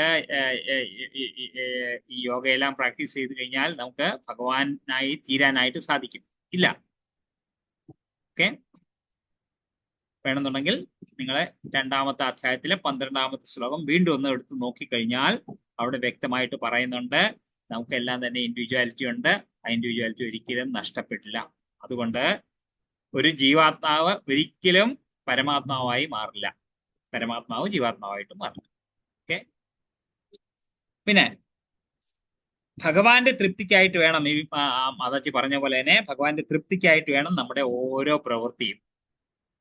ഓക്കെ, അതേപോലെ നമ്മുടെ ഇന്ദ്രിയങ്ങളെല്ലാം തന്നെ ഭഗവാന്റെ സേവനത്തിനായിട്ട് ഉപയോഗിക്കേണ്ടതാണ്. നമ്മള് കൃഷ്ണന്റെ പല പേരുകൾ നമ്മൾ ഭഗവത്ഗീതയിൽ കണ്ടു. ഒരു പേര് അർജുനൻ വിളിക്കുന്ന ഒരു പേര് ഋഷികേശ, അല്ലെന്നുണ്ടെങ്കിൽ സഞ്ജയൻ പറയുന്നത് ഋഷികേശ എന്ന് പറയും. എന്താണ് ഋഷികേശ? ഋഷിക എന്ന് വെച്ച് കഴിഞ്ഞാൽ ഇന്ദ്രിയം, അതിന്റെ ഈശൻ അഥവാ കൺട്രോളർ ആണ് ഋഷികേശ. അത് കൃഷ്ണനാകും. അപ്പം ഈ ഇന്ദ്രിയങ്ങളുടെ നിയന്ത്രാതാവ് കൃഷ്ണനാണെന്നുണ്ടെങ്കിൽ നമുക്കുള്ള ഇന്ദ്രിയങ്ങൾ നമ്മുടെ സംതൃപ്തിക്കായിട്ടല്ല, ഭഗവാന്റെ സേവനത്തിനായിട്ട്, ഭഗവാന്റെ സന്തോഷത്തിനായിട്ട് ഉപയോഗിക്കണം. അപ്പോ എന്തു പറ്റും? ഋഷികേന ഋഷികേശ സേവനം ഭക്തിരുച്യതേ. ഈ ഇന്ദ്രിയങ്ങളെ കൊണ്ട് ഭഗവാന്റെ സേവനത്തിനായിട്ട് ചെയ്യുന്നതാണ് ഭക്തി. സ്നേഹത്തോടെ ഭഗവാനെ സേവിക്കുന്നതാണ് ഭക്തി എന്ന് പറയുന്നത്. ഓക്കെ, അപ്പം ഇതിലെ ആദ്യത്തെ ശ്ലോകം. അർജുന ഉവാച സന്യാസം കർമ്മണാം കൃഷ്ണ പുനർയോഗം ച ശംസസി യശ്രേയ ഏതയോരേകം തന്മേ ബ്രൂഹി സുനിശ്ചിതം. വിവർത്തനം ശ്രീലപ്രഭാതത്തെ. ജയ ശ്രീലപ്രഭ. അർജുനൻ പറഞ്ഞു, കൃഷ്ണ, കർമ്മം ഉപേക്ഷിക്കണമെന്ന് ഒരിക്കൽ അങ്ങ് എന്നോട് ആവശ്യപ്പെടുന്നു. പിന്നെ ഭക്തി പുരസ്സരം കർമ്മം അനുഷ്ഠിക്കാൻ പറയുന്നു. ഈ രണ്ടിലും വെച്ച് ശ്രേയസ്കരമായത് ഏതാണെന്ന് ദയവായി എനിക്ക് പറഞ്ഞു തരുമോ? അപ്പോ പ്രവൃത്തികളെ ഉപേക്ഷിക്കണോ, ഭക്തിയോടെ പ്രവർത്തിക്കണോ, ഏതാണ് ശ്രേഷ്ഠം? അപ്പോ പ്രധാന തീരുമാനം എടുക്കുമ്പോഴത്തേക്ക് നമുക്ക് പലപ്പോഴും കൺഫ്യൂഷൻ വരും. അതേ അവസ്ഥയാണ് അർജുനന്റേത്. ഓക്കെ,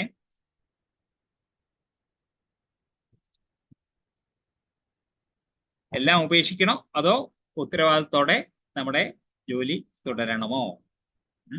ഒരു നല്ല ഗുരുവിനെ പോലെ കൃഷ്ണൻ സത്യസന്ധമായിട്ട് ഉള്ള ചോദ്യങ്ങളെ സ്വാഗതം ചെയ്യുകയാണ്. നമ്മളും അതേപോലെ ആയിരിക്കണം. നമ്മുടെ ആത്മീയ ജീവിതം എന്ന് പറയുന്നത് തുടങ്ങുന്ന എപ്പോഴാണ്? സത്യസന്ധമായ ചോദ്യം ചോദിക്കുന്നതിലൂടെയാണ്. അഥാതോ ബ്രഹ്മ ജിജ്ഞാസ. വേദാന്ത സൂത്രത്തിന്റെ തുടക്കത്തിൽ ആദ്യത്തെ സൂത്രമാണ് അഥാതോ ബ്രഹ്മ ജിജ്ഞാസ. ഒരു മനുഷ്യനായി കഴിഞ്ഞാൽ അയാളെ മൃഗത്തിൽ നിന്ന് വേർതിരിക്കുന്നത് എന്താണ്? അയാളിലുള്ള ബ്രഹ്മ ജിജ്ഞാസ, ആത്മീയ കാര്യങ്ങളെ പറ്റി അറിയാനുള്ള ആഗ്രഹം. അപ്പം ഇവിടെ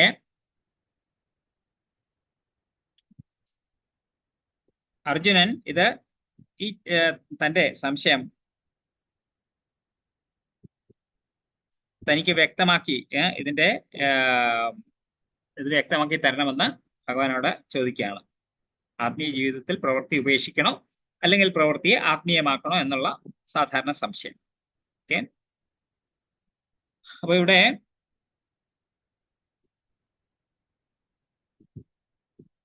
യഥാർത്ഥ സന്യാസം അഥവാ എല്ലാം ത്യജിക്കൽ എന്ന് പറയുന്നത് പ്രവൃത്തിയെ ഉപേക്ഷിക്കലല്ല, പക്ഷേ ആ പ്രവൃത്തിയിലുള്ള സ്വാർത്ഥത ഉപേക്ഷിക്കുകയാണ്.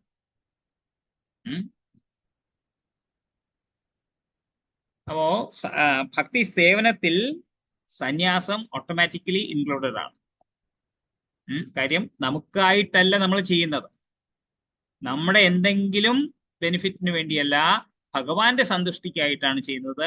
അതുകൊണ്ട് നമ്മൾ എന്തെങ്കിലും കർമ്മം ഭക്തി സേവനത്തിൽ ത്യജിച്ചിട്ട്, കർമ്മമല്ല ത്യജിക്കുന്നത്, അതിനുള്ള ആസക്തിയാണ് നമ്മൾ ത്യജിക്കുന്നത്. കർമ്മഫലത്തിലുള്ള ആസക്തി നമ്മൾ ത്യജിക്കുന്നത്. ഈ ശ്ലോകത്തിൽ ഒരു കാര്യം ശ്രദ്ധിക്കണം. ഇതില് ഒരു ശബ്ദം ശ്രേയ എന്നൊരു ശബ്ദമുണ്ട്. ഓക്കെ, നമ്മൾ നേരത്തെ 2:7 എന്ന് പറയുന്ന ശ്ലോകത്തെ കുറിച്ച് പറഞ്ഞു. ഏറ്റവും പ്രധാനപ്പെട്ട ശ്ലോകമാണ് കണ്ഠസ്ഥീകരിക്കണം എന്ന് പറഞ്ഞ ശ്ലോകം. അവിടെയും പറഞ്ഞിരിക്കുന്നത് ശ്രേയസ്യാൻ നിശ്ചിതം ബ്രൂഹിതന്മേ, എനിക്ക് എന്താണ് ശ്രേയസ്കരം എന്നുള്ളത് പറഞ്ഞു തന്നാലും.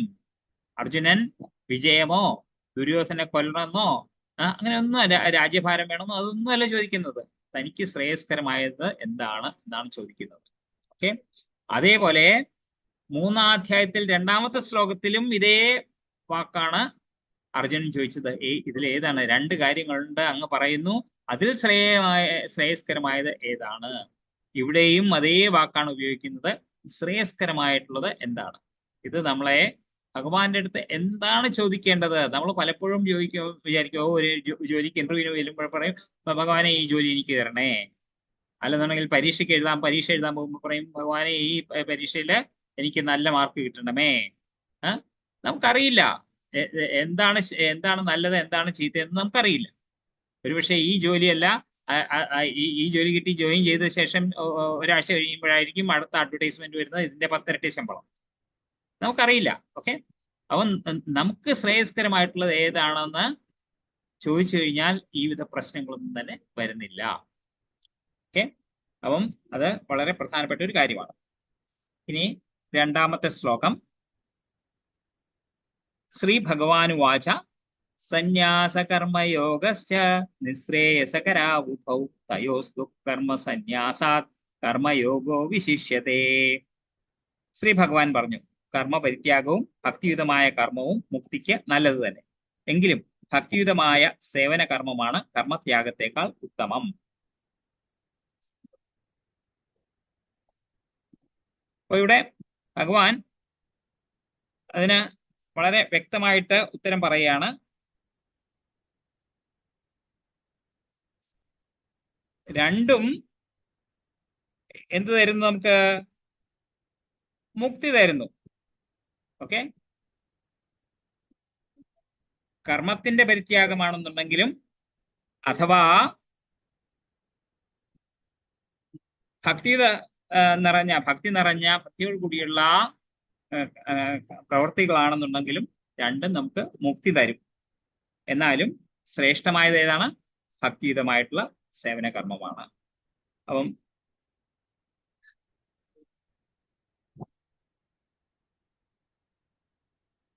ഇവിടെ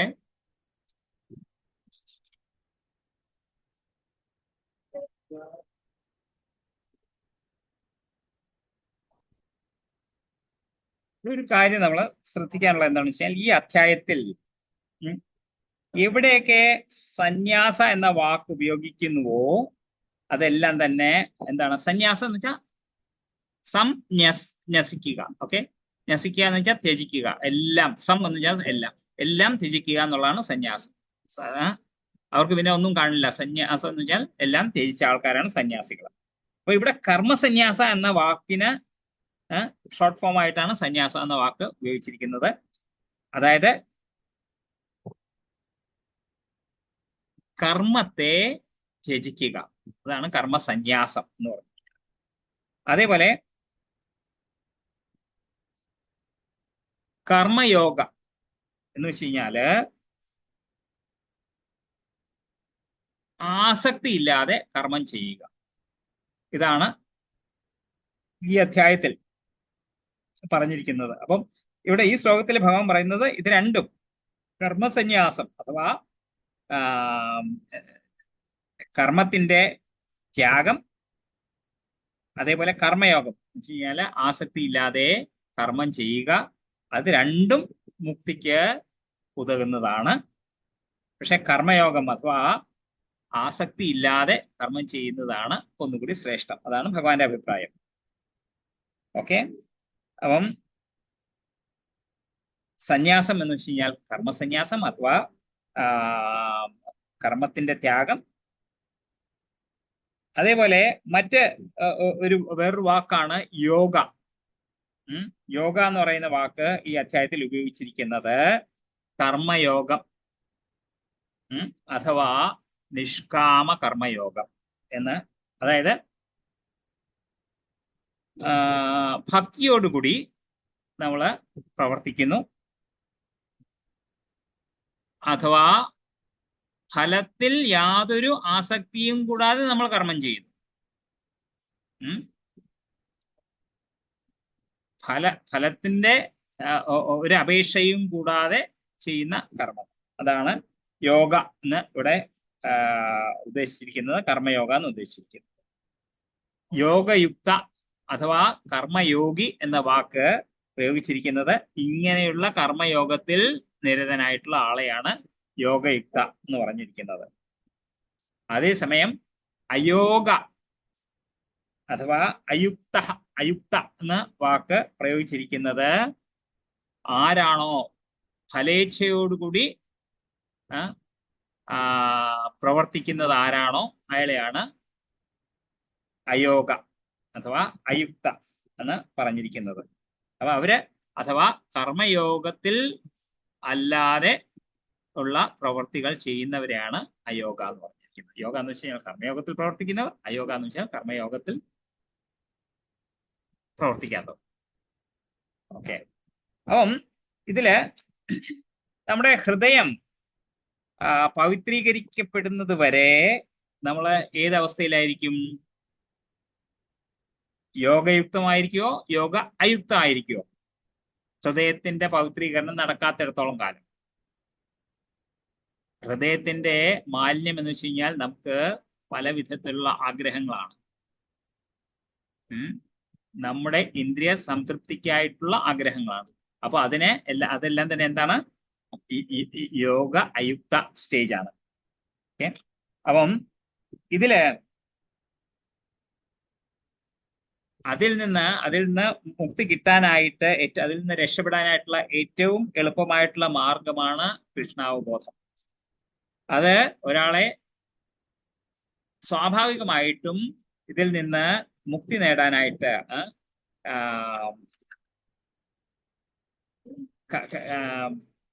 ഫലേച്ഛാകർമ്മങ്ങളിൽ നിന്നും മുക്തി നേടാനായിട്ടും നമ്മളെ തിരിച്ച് ഭൗതിക പ്ലാറ്റ്ഫോമിൽ വീഴാതിരിക്കാനും ആയിട്ട് സഹായിക്കും. അതുകൊണ്ട് കൃഷ്ണാബോധത്തിലുള്ള പ്രവർത്തനങ്ങളെല്ലാം തന്നെ എന്താണ് കർമ്മത്യാഗത്തെക്കാളും ശ്രേഷ്ഠമാണെന്ന് പറഞ്ഞിരിക്കുന്നു. അപ്പം കർമ്മത്യാഗം കൊണ്ട് ഒരാൾക്ക് പരിപൂർണതയിൽ എത്തണമെന്ന് ഇല്ല. കാര്യം കർമ്മത്യാഗം ചെയ്യുന്ന ഒരാൾക്ക് വേറെ ഒന്നും ചെയ്യാനില്ല, ഒന്നും ചെയ്യില്ല എന്ന് പറഞ്ഞിരുന്നു കഴിഞ്ഞാൽ അത് എത്ര നാൾ ചെയ്യാനായിട്ട് സാധിക്കും? ആൾക്കാര് ഭക്തന്മാരൊക്കെ ആ അവസ്ഥയിൽ മുക്തി കിട്ടി എത്തുന്ന അങ്ങനെയുള്ള ആൾക്കാർ എത്തുന്നത് ബ്രഹ്മജ്യോതിയിലാണ്. ബ്രഹ്മജ്യോതിയിൽ പോയി അവിടെ അവർക്കൊന്നും ചെയ്യാനില്ല. അവരൊരിക്കലും ആഗ്രഹിച്ചിട്ടില്ല, ഭഗവാനെ സേവിക്കുന്നവർ ആഗ്രഹിച്ചിട്ടില്ല. അങ്ങനെയുള്ള ആൾക്കാര് എന്തു പറ്റും? അവിടെ ചെന്ന് കുറെ കാലം കഴിയുമ്പോഴത്തേക്കും അവർക്ക് ബോറടിക്കാൻ തുടങ്ങും. കാര്യം ഒന്നും ചെയ്യാനില്ല. അപ്പൊ തിരിച്ചു വന്നിട്ട് പതുക്കെ സാമൂഹിക സേവനം തുടങ്ങിയ കാര്യങ്ങൾ ചെയ്യും, വീണ്ടും കർമ്മത്തിൽ ഏർപ്പെടും. അതാണ് പറഞ്ഞിരിക്കുന്നത്, തിരിച്ച് ഭൗതിക ലോകത്തിൽ തിരിച്ചു വരിക എന്നുള്ളത്. ഇത് ഭാഗവതത്തിൽ വ്യക്തമായിട്ട് പറഞ്ഞിട്ടുണ്ട്. ഓക്കെ. ഇനി മൂന്നാമത്തെ ശ്ലോകം. ജ്ഞേയസ നിത്യസന്യാസി യോനദ്വേഷ്ടിന കാംക്ഷതി നിർദ്വന്ദ്വോ ഹി മഹാബാഹോ സുഖം ബന്ധാത് പ്രമുച്യതേ. കർമ്മഫലങ്ങൾ ആഗ്രഹിക്കുകയോ വെറുക്കുകയോ ചെയ്യാത്ത ആളാണ് നിത്യസന്യാസി. മഹാബാഹുവായ അർജുന, അയാൾ ദ്വന്ദ്ങ്ങളിൽ നിന്ന് ഒഴിഞ്ഞ് എളുപ്പത്തിൽ ഭൗതിക ബന്ധനത്തിൽ നിന്ന് മുക്തനാകുന്നതോടൊപ്പം മോക്ഷമടയുകയും ചെയ്യുന്നു. ഓക്കെ. അപ്പം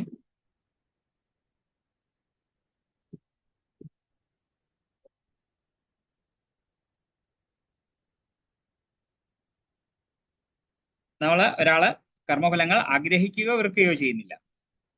ഓക്കെ. അപ്പൊ അങ്ങനെയുള്ള ഒരാളാണ് നിത്യസന്യാസി എന്നറിയപ്പെടുന്നത്. എല്ലാം തന്നെ ത്യജിച്ച ആളാണ് സന്യാസി.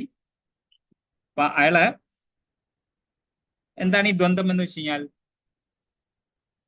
ഓപ്പോസിറ്റ് ആയിട്ടുള്ള കാര്യങ്ങൾ, ജയം പരാജയം, ലാഭം നഷ്ടം, അങ്ങനെയുള്ള കാര്യങ്ങളാണ് ദ്വന്ദ്ങ്ങൾ. അത് വരുമ്പോഴത്തേക്കും ഒന്ന് നമുക്ക് വളരെ പ്രീതികരമായിരിക്കും, മറ്റേത് വളരെ ദുഃഖകരമായിരിക്കും. അതുകൊണ്ട് നമുക്ക് സുഖവും ദുഃഖമൊക്കെ അനുഭവപ്പെടുന്നു. അപ്പം ദ്വന്ദ്ങ്ങളിൽ നിന്ന് ഒഴിഞ്ഞു കഴിഞ്ഞാൽ അങ്ങനെയുള്ള സുഖദുഃഖങ്ങളിൽ നിന്ന് നമുക്ക് ഓട്ടോമാറ്റിക്കലി ഒഴിയാൻ പറ്റും. ഭൗതിക ബന്ധനത്തിൽ നിന്നും നമുക്ക് മുക്തനാകാൻ സാധിക്കും. ഓക്കെ. അപ്പം ഈ കർമ്മഫലങ്ങൾ ആഗ്രഹിക്കുകയോ വെറുക്കുകയോ ചെയ്യാത്ത ഒരാൾക്ക് ഓട്ടോമാറ്റിക്കലി അവർക്ക് മനസ്സിന്റെ സമാധാനം എന്ന് പറയുന്നത് ലഭിക്കുന്നു. ഓക്കെ. അപ്പം സന്യാസം എന്ന് പറയുന്നത് വെറും ബാഹ്യമായിട്ടുള്ള വേഷത്തിലല്ല, മനോഭാവത്തിലാണ് ഇരിക്കുന്നത്. ഓക്കെ, ഒരു ഭക്തനെ സംബന്ധിച്ചിടത്തോളം അയാൾ സ്വാഭാവികമായിട്ടും ബന്ധനങ്ങളിൽ നിന്ന് മുക്തനാണ്. ഓക്കെ, 4-ാമത്തെ ശ്ലോകം, 4ഉം 5ഉം ശ്ലോകങ്ങള്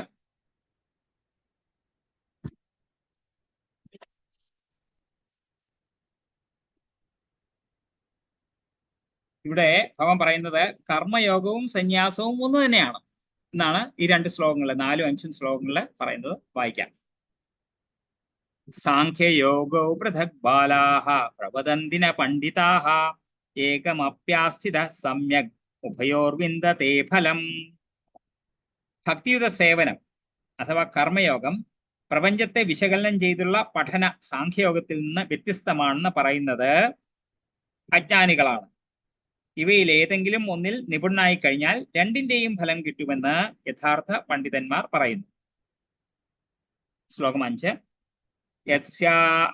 യത് സാഖ്യൈ പ്രാപ്യത്തെ സ്ഥാനം തദ്യോഗൈരഭിഗമ്യത്തെ ഏകം സാഖ്യം ച യോഗം ച യപശ്യതി സ പശ്യതി.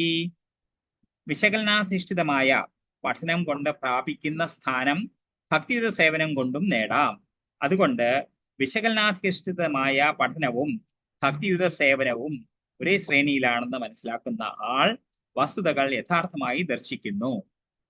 ഓക്കെ, ഇവിടെ 2 കാര്യം. ഒന്ന്, സാഖ്യയോഗം പ്രപഞ്ചത്തെ വിശകലനം ചെയ്തുകൊണ്ട് ഉള്ള പഠനം, ഭൗതിക ലോകത്തെക്കുറിച്ച് ഉള്ള പ്രപഞ്ചത്തെക്കുറിച്ചുള്ള പഠനമാണ്. മെറ്റീരിയൽ നേച്ചറിനെ കുറിച്ചുള്ള പഠനമാണ് സാഖ്യം. 24 മൂലകങ്ങളിൽ നിന്ന് ഉണ്ടാകുന്നതാണ് ഭൗതിക പ്രകൃതി. അപ്പൊ അതിനെ ഈ മൂലകങ്ങളെ കുറിച്ചുള്ള അതിന്റെ പ്രവർത്തനങ്ങളെ കുറിച്ച് മനസ്സിലാക്കി കഴിഞ്ഞാൽ പ്രകൃതിയെ നമുക്ക് കൂടുതലായിട്ട് മനസ്സിലാക്കാൻ സാധിക്കും. അതിനെ മനസ്സിലാക്കുന്നതോടുകൂടി അതിന്റെ ബന്ധനത്തിൽ നിന്ന് നമുക്ക് രക്ഷപ്പെടാനും സാധിക്കും എന്നാണ് സാഖ്യയോഗത്തിന്റെ തത്വം. പിന്നെ 2-ാമത്തത് ഭക്തിയുത സേവനം അഥവാ കർമ്മയോഗം. ഇത് രണ്ടും ഒന്ന് തന്നെ എന്നാണ് ഭഗവാന്റെ അഭിപ്രായം. അപ്പം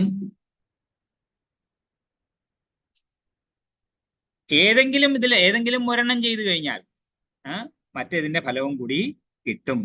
ഇതാണ് ഒരു യഥാർത്ഥ പണ്ഡിതന്റെ കാഴ്ചപ്പാട്. ഓക്കെ, സാഖ്യയോഗം എന്ന് വെച്ച് കഴിഞ്ഞാല് ഭൗതിക ലോകം അഥവാ ഭൗതിക ശരീരം, ആത്മാവ്, ഇതിനെക്കുറിച്ചുള്ള പഠിത്തമാണ് അഥവാ അതിന്റെ വിശകലനമാണ്. അപ്പം താൽക്കാലിക നശ്വരമായിട്ടുള്ള ഭൗതിക ലോകം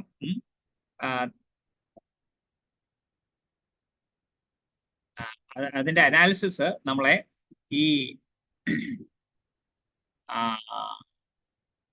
പദാർത്ഥങ്ങളിൽ നിന്നും അതേപോലെ മെറ്റീരിയൽ ആക്ഷൻസ്, ഓക്കെ, അതിൽ നിന്നും പ്രവർത്തനങ്ങളിൽ നിന്നും ഭൗതിക പ്രവർത്തനങ്ങളിൽ നിന്നും നമുക്ക് ആസക്തി നഷ്ടപ്പെടുത്തും. അതിലുള്ള ആസക്തി നഷ്ടപ്പെടുത്തും. ഓക്കെ, അങ്ങനെയുള്ള അറിവെന്ന് പറഞ്ഞു കഴിഞ്ഞാൽ ഒരാളെ എല്ലാത്തിൻ്റെയും മൂല കാരണമായിട്ടുള്ളത് എന്താണ്, ഇതിന്റെ എല്ലാം തന്നെ ഭൗതിക പ്രകൃതിയുടെ മൂല കാരണം എന്താണ്, അതെന്താണ്, എവിടെ നിന്നാണ് ഭൗതിക പ്രകൃതി ഉത്ഭവിച്ചത്? ഇത് വിഷ്ണുവിൽ നിന്നാണ്. ഓക്കെ, അപ്പം അതിലേക്ക് ക്രമേണ നയിക്കുന്നു ആ അറിവ്. നിഷ്കാമ കർമ്മയോഗം എന്ന് വെച്ച് കഴിഞ്ഞാല്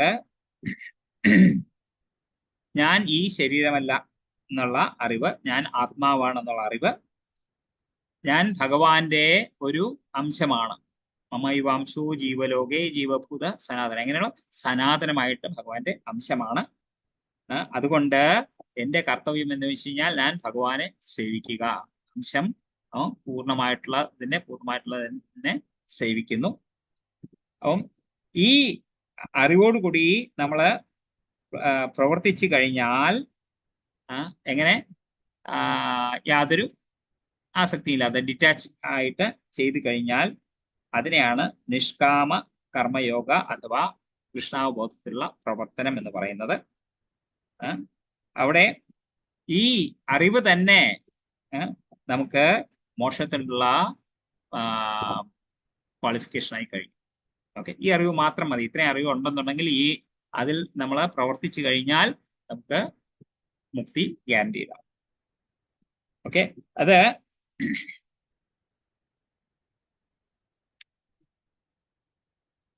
ഓക്കെ. ഇനി 6ാമത്തെ ശ്ലോകത്തിലേക്ക് പോവാം. സന്യാസസ്തു മഹാബാഹോ ദുഃഖമാപ്തുമയോഗതഃ യോഗയുക്തോ മുനിർബ്രഹ്മ നചിരേണാധിഗച്ഛതി. എല്ലാ കർമ്മങ്ങളും ത്യജിച്ചു വന്നിരിക്കലും ഭക്തിയുത ഭഗവത് സേവനത്തിൽ ഏർപ്പെടാതെ ആർക്കും സന്തുഷ്ടി നേടാനാവില്ല. ഭക്തിയുത സേവനത്തിൽ ഏർപ്പെട്ടിരിക്കുന്ന ചിന്താശാലിയായ ഒരു വ്യക്തി അചിരേണ പരമപദം പ്രാപിക്കും. വളരെ പ്രധാനപ്പെട്ട ഒരു കാര്യമാണ് ഭഗവാൻ ഇവിടെ പറയുന്നത്. എന്താണ്? നമുക്ക് കർമ്മങ്ങളെല്ലാം ത്യജിക്കാം. അതായത് ഒന്നും തന്നെ ചെയ്യാതിരിക്കാം. അങ്ങനെ വന്നു കഴിഞ്ഞാൽ നമുക്ക് കർമ്മങ്ങളൊന്നും ചെയ്തില്ലെന്നുണ്ടെങ്കിൽ കർമ്മഫലങ്ങളൊന്നുമില്ല. ഓക്കെ, അങ്ങനെ വന്നു കഴിഞ്ഞാൽ കർമ്മഫലങ്ങൾ ദുഃഖങ്ങൾ വരുന്നില്ലെങ്കിൽ നമ്മൾ ഓട്ടോമാറ്റിക്കലി ഹാപ്പി ആയിരിക്കും. അതാണ് അങ്ങനെ ഉള്ള ചിന്താഗതിക്കാരുടെ ചിന്ത. ഓക്കെ, പക്ഷേ ഭഗവാൻ പറയുന്നു ഭക്തിയുത ഭഗവത് സേവനത്തിൽ ഏർപ്പെടാതെ ആർക്കും സന്തുഷ്ടി നേടാനാവില്ല. ഈ ആധ്യാത്മിക ലോകത്തിൽ നമുക്ക് ആനന്ദം കിട്ടാനുള്ള വഴി എന്താണ്? സുഖം കിട്ടാനുള്ള വഴി ധാരാളം ഉണ്ടായിരിക്കാം. നമുക്കൊരു എന്തെങ്കിലും ഫെസിലിറ്റി ഉണ്ടെന്നുണ്ടെങ്കിൽ ഇപ്പൊ ചൂടുള്ള സമയത്ത് ഫാൻ ഇട്ടിട്ടുണ്ട്, എനിക്ക് ആശ്വാസം കിട്ടുന്നുണ്ട്. അല്ലെന്നുണ്ടെങ്കിൽ ഒരു തണുത്ത എന്തെങ്കിലും ജ്യൂസോ അങ്ങനെ എന്തെങ്കിലും കുടിച്ചു ഒരു ആശ്വാസം കിട്ടുന്നുണ്ട്. ഇതിനൊക്കെ സന്തോഷം കിട്ടുന്നുണ്ട്. പക്ഷെ ആനന്ദം കിട്ടണമെന്നുണ്ടെങ്കിൽ എന്തിൽ നിന്നാണ് ആനന്ദം കിട്ടുന്നത്? എനിക്ക് കടയിൽ പോയി വാങ്ങിക്കാൻ പറ്റുമോ എന്തെങ്കിലും? എവിടെ കിട്ടും ഈ ആനന്ദം? എന്ത് സാധനമാണെന്നുണ്ടെങ്കിലും അതിന്റെ സോഴ്സിൽ നിന്നാണ് കിട്ടുന്നത്. ആനന്ദത്തിന്റെ സോഴ്സ് എന്ന് പറയുന്നത് ഒന്നേ ഉള്ളൂ, അത് സച്ചിദാനന്ദ സ്വരൂപനായ ഭഗവാനാണ്. സച്ചിദാനന്ദ സ്വരൂപനായിട്ടുള്ള ഭഗവാൻ. അപ്പോ ആ ഭഗവാനുമായിട്ട് കണക്ട് ചെയ്യാതെ നമുക്ക് ആനന്ദം എന്ന് പറയുന്നത് കിട്ടില്ല. ആ കണക്ഷനിൽ നിന്നാണ് നമുക്ക് ഈ പരമമായ സന്തുഷ്ടി സദാ കിട്ടണമെന്നുണ്ടെങ്കിൽ ഭഗവാന്റെ സേവനത്തിൽ ഏർപ്പെട്ടാലേ സാധിക്കുകയുള്ളൂ. മാത്രമല്ല, അങ്ങനെ ഭക്തിയുത സേവനത്തിൽ ഏർപ്പെടുന്ന ഒരു വ്യക്തി അചിരേണ താമസം വിനാ വളരെ എളുപ്പത്തിൽ തന്നെ അയാള് ഭഗവത് ധാമത്തിൽ എത്തിച്ചേരുമെന്ന് ഭഗവാൻ ഇവിടെ പ്രോമിസ് ചെയ്തു. ഓക്കെ, ഇനി അടുത്തത്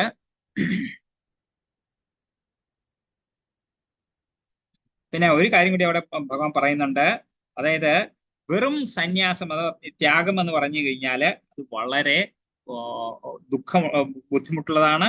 മാത്രമല്ല വളരെ ദുഃഖകരമാണ്. അതായത് നിഷ്കാമ കർമ്മ യോഗം അഥവാ ഭക്തിയുത സേവനം ചെയ്തില്ലെന്നുണ്ടെന്നുണ്ടെങ്കിൽ അത് വളരെ ബുദ്ധിമുട്ടുള്ള കാര്യമാണ്. ഒരു ജ്ഞാനി യഥാർത്ഥ ജ്ഞാനം ലഭിച്ച ഒരു വ്യക്തി എപ്പോഴാണോ യോഗയുക്തനായി തീരുന്നത്, നമ്മൾ യോഗയുക്ത എന്താണെന്ന് നമ്മൾ പറഞ്ഞു കഴിഞ്ഞു. കർമ്മയോഗത്തിൽ അതായത് ഭഗവാനെ സന്തോഷപ്പെടുത്താനുള്ള രീതിയിൽ അയാൾ പ്രവർത്തിക്കുന്നു, വർക്കിംഗ് വിത്ത് ഡിവോഷൻ. ഫലകർമ്മങ്ങളൊന്നും തന്നെ ഇച്ഛിക്കാതെ അയാൾ ചെയ്യുന്നു. ആ അവസ്ഥയിൽ വെച്ചിട്ട് അയാൾക്ക് എളുപ്പത്തിൽ തന്നെ ഭഗവാനെ നേടാനായിട്ട് സാധിക്കും. ഇനി 7 മുതൽ 16 വരെയുള്ള ശ്ലോകങ്ങളിൽ ഭഗവാൻ പറയുന്നത് ഈ നിഷ്കാമ കർമ്മ യോഗം ചെയ്യുന്നതിലൂടെ ഒരാൾക്ക് ബന്ധനത്തിൽ നിന്ന് മുക്തനാകാം എന്നുള്ളതാണ്. അപ്പം ആദ്യം തന്നെ അങ്ങനെ ഈ നിഷ്കാമ കർമ്മ യോഗത്തെക്കുറിച്ച് അറിവുള്ള ഒരാള് അയാൾ മനസ്സിലാക്കുന്നു ഈ ഭൗതിക പ്രകൃതിയും ജീവനും ആയിട്ടുള്ള ഇൻകമ്പാറ്റബിലിറ്റി രണ്ടും ഒരേ ഇതല്ല, ഒരേ സാധനങ്ങളല്ല ഇത് രണ്ടും. ഓക്കെ, അതുകൊണ്ട് നമുക്ക് നമ്മുടെ അവബോധത്തെ പവിത്രീകരിച്ചാണ് അത് നമ്മുടെ യഥാർത്ഥ സ്വരൂപം മനസ്സിലാക്കാൻ സാധിക്കുക.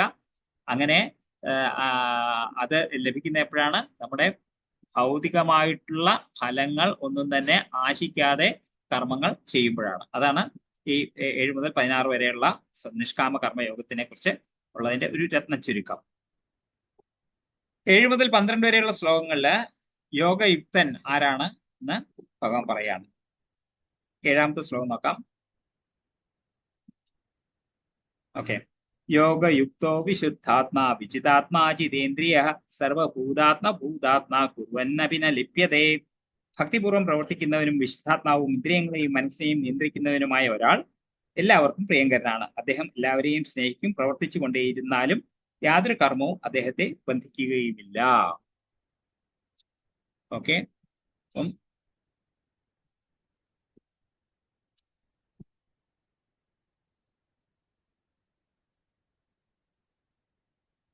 ഭക്തിയോടെ പ്രവർത്തിക്കുന്ന ഒരാള് ശുദ്ധനും ആത്മാവിനെ നിയന്ത്രിക്കുന്നവനുമായി തീരുന്നു. അയാള് എല്ലാ ജീവികളിലും ഒരേപോലെ, എല്ലാ ജീവികളെയും ഒരേപോലെയാണ് കാണുന്നത്. കാര്യം എല്ലാം ഭഗവാനുമായിട്ട് കണക്റ്റഡ് ആണ്. എല്ലാവരും ഭഗവാന്റെ സൃഷ്ടിയാണ്. അതുകൊണ്ട് എല്ലാവരെയും തുല്യമായിട്ട് കാണുന്നു. അയാൾ എന്ത് ചെയ്തു കഴിഞ്ഞാലും, എന്ത് പ്രവൃത്തി ചെയ്തു കഴിഞ്ഞാലും അയാളെല്ലാം തന്നെ ഭഗവാനെ അർപ്പിച്ച് ചെയ്യുന്നത് കൊണ്ട് ഒന്നിലും അയാള് ബന്ധിതനായി തീരുന്നില്ല. ഓക്കെ. അപ്പൊ അങ്ങനെ ഒരു യഥാർത്ഥത്തിലൊരു കർമ്മയോഗി ക്രിയ ചെയ്യാതിരിക്കുന്നതിലൂടെയല്ല, ശരിക്കും എന്താണ്, ആ പ്രവൃത്തി ചെയ്യുമ്പോഴുള്ള ആ അവബോധത്തിലൂടെ, ശരിയായിട്ടുള്ള അവബോധത്തിലൂടെയാണ് അയാൾക്ക് മോക്ഷം കിട്ടുന്നത്. ശ്ലോകം 8ഉം 9ഉം.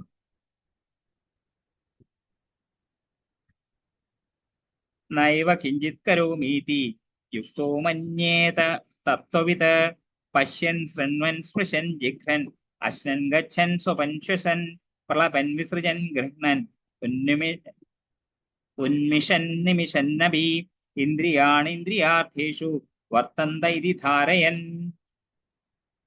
ദിവ്യാവബോധമുള്ള വ്യക്തി ദർശനം, ശ്രവണം, സ്പർശനം, ഘ്രാണം, അശനം, ഗമനം, നിദ്ര, ശ്വാസോച്ഛ്വാസം തുടങ്ങി എന്തു തന്നെ ചെയ്യുമ്പോഴും വാസ്തവത്തിൽ ഒന്നും ചെയ്യുന്നില്ലെന്ന് അയാൾക്കറിയാം. കാരണം സംസാരിക്കുമ്പോഴും വിസർജിക്കുമ്പോഴും സ്വീകരിക്കുമ്പോഴും കണ്ണു തുറക്കുമ്പോഴും അടയ്ക്കുമ്പോഴും എല്ലാം ഭൗതികമായ ഇന്ദ്രിയങ്ങൾ അവയുടെ വിഷയങ്ങൾ വ്യാപരിക്കുകയാണ് ചെയ്യുന്നതെന്നും അയാൾ അവയിൽ നിന്നെല്ലാം വ്യത്യസ്തനാണെന്നും സ്വയം മനസ്സിലാക്കുന്നു. അപ്പോൾ നമ്മള് ജീവിതത്തിൽ ഒരു ദിവസം എന്തൊക്കെയാണ് ചെയ്യുന്നത്? ഓരോ പ്രവൃത്തിയും ചെയ്യുന്നുണ്ട്. ഓക്കെ. കാണുന്നുണ്ട്, കേൾക്കുന്നുണ്ട്, തൊടുന്നുണ്ട്, മണക്കുന്നുണ്ട്, കഴിക്കുന്നുണ്ട്, പോകുന്നുണ്ട്, ഉറങ്ങുന്നുണ്ട്, ശ്വാസോച്ഛ്വാസം ചെയ്യുന്നുണ്ട്. ഇങ്ങനെ ഓരോ കാര്യങ്ങൾ ചെയ്യുമ്പോഴും ഈവൻ കണ്ണ് തുറക്കുമ്പോഴും അടയ്ക്കുമ്പോഴും എല്ലാം തന്നെ നമ്മുടെ ഇന്ദ്രിയങ്ങളെല്ലാം തന്നെ അതിന്റെ വിഷയങ്ങളിൽ, അതായത് സ്പർശം, ഘ്രാണം, ഇങ്ങനെ ഓരോ അതിന്റെ ഇന്ദ്രിയങ്ങളുടെ അതുള്ള വിഷയങ്ങൾ വ്യാപരിക്കുകയാണ് ചെയ്യുന്നതെന്ന് പറയുമ്പോഴത്തേക്കും, പക്ഷേ താൻ ഇതൊന്നും അല്ല, താൻ ഈ ശരീരത്തിൽ നിന്നും പഞ്ചേന്ദ്രിയങ്ങളിൽ നിന്നും എല്ലാം തന്നെ ഭിന്നനായിട്ടുള്ള ആത്മാവാണെന്ന് മനസ്സിലാക്കി അയാൾ, അതാണ് ഞാൻ ഒന്നും തന്നെ ചെയ്യുന്നില്ല എന്ന് അയാൾ മനസ്സിലാകുന്നു. ഇത് ഈ കാണുന്നതും കേൾക്കുന്നതും സംസാരിക്കുന്നതും ഒന്നും തന്നെ ഞാനല്ല ചെയ്യുന്നതെന്ന് അയാള് മനസ്സിലാക്കും. അങ്ങനെ അഹങ്കാരം, ഞാനാണ് കർത്താവ് എന്നുള്ള ആ ബോധം അയാളിൽ നിന്ന് മാറുന്നു. അപ്പം പ്രവർത്തിക്കുന്നത് ഇന്ദ്രിയങ്ങളാണ്, ആത്മാവല്ല എന്നുള്ള ജ്ഞാനം നമ്മളെ കർമ്മബന്ധനത്തിൽ നിന്നും അകറ്റുന്നു. 10ാമത്തെ ശ്ലോകം. ബ്രഹ്മണ്യാധായ കർമാണി സംഗം ത്യക്താ കരോതി യഃ ലിപ്യതേന സ പാപേന പത്മപത്രമിവാംഭസ. ആസക്തി കൂടാതെ ഫലത്തെ പരമപുരുഷന് സമർപ്പിച്ചുകൊണ്ട് തന്റെ കർത്തവ്യങ്ങൾ അനുഷ്ഠിക്കുന്ന ഒരാളെ താമരയിലയിൽ വെള്ളമെന്ന പോലെ ദുഷ്കർമ്മ ഫലങ്ങൾ ബാധിക്കുകയില്ല. വളരെ നല്ലൊരു ഉപമയോടുകൂടിയാണ് ഭഗവാൻ ഇവിടെ പറയുന്നത്. എല്ലാ പ്രവൃത്തികളും കൃഷ്ണനോട് അർപ്പിച്ചു കഴിഞ്ഞാൽ പാപഫലങ്ങളിൽ നിന്ന് എല്ലാം തന്നെ നമുക്ക് രക്ഷപ്പെടാം. എങ്ങനെയാണത്? വെള്ളത്തിൽ നിൽക്കുന്ന താമരയില പോലെ. താമരയില കണ്ടിട്ടില്ലേ? വെള്ളത്തിൽ നിൽക്കുന്നു, പക്ഷെ അതില് വെള്ളം വീണ് കഴിഞ്ഞാല് വെള്ളത്തിന്റെ തുള്ളി ഒരിക്കലും താമരയിലെ നനയ്ക്കുന്നില്ല. ഓക്കെ. അപ്പൊ അതേപോലെ ഈ ഭൗതിക ലോകത്തിൽ ഇരുന്ന് കഴിഞ്ഞാലും അങ്ങനെ ഒരു വ്യക്തി കർമ്മഫലങ്ങളൊന്നും തന്നെ ബാധിക്കാതെ ഇരിക്കുന്നു. അപ്പം കൃഷ്ണാവബോധം എല്ലാ പാപ ഫലങ്ങളിൽ നിന്നും നമ്മളെ സംരക്ഷിക്കുന്നു. ഓക്കെ. അതിനായിട്ട് നമ്മൾ എന്ത് ചെയ്യണം? നമ്മൾ ചെയ്യുന്ന ഓരോ പ്രവൃത്തിയുടെയും കർമ്മത്തിന്റെയും ഫലങ്ങള് ഭഗവാനായിട്ട് സമർപ്പിക്കണം. 9ാം അധ്യായത്തിൽ ഇത് വരുന്നുണ്ട്. യത്കരോഷി യദസ്നാസി യജ്ജുഹോഷി ദദാസ്യത് യത്തപസ്സസി കൗന്ദേയ തത് പുരുഷോമതർപ്പണം എന്ന് ഭഗവാൻ പറയുന്നുണ്ട്. നമ്മൾ എന്ത് ചെയ്തു കഴിഞ്ഞാലും അതിന്റെ അതെല്ലാം തന്നെ ഭഗവാനായിട്ട് സമർപ്പിച്ചുകൊണ്ട്. ഓക്കെ. 11ാമത്തെ ശ്ലോകം.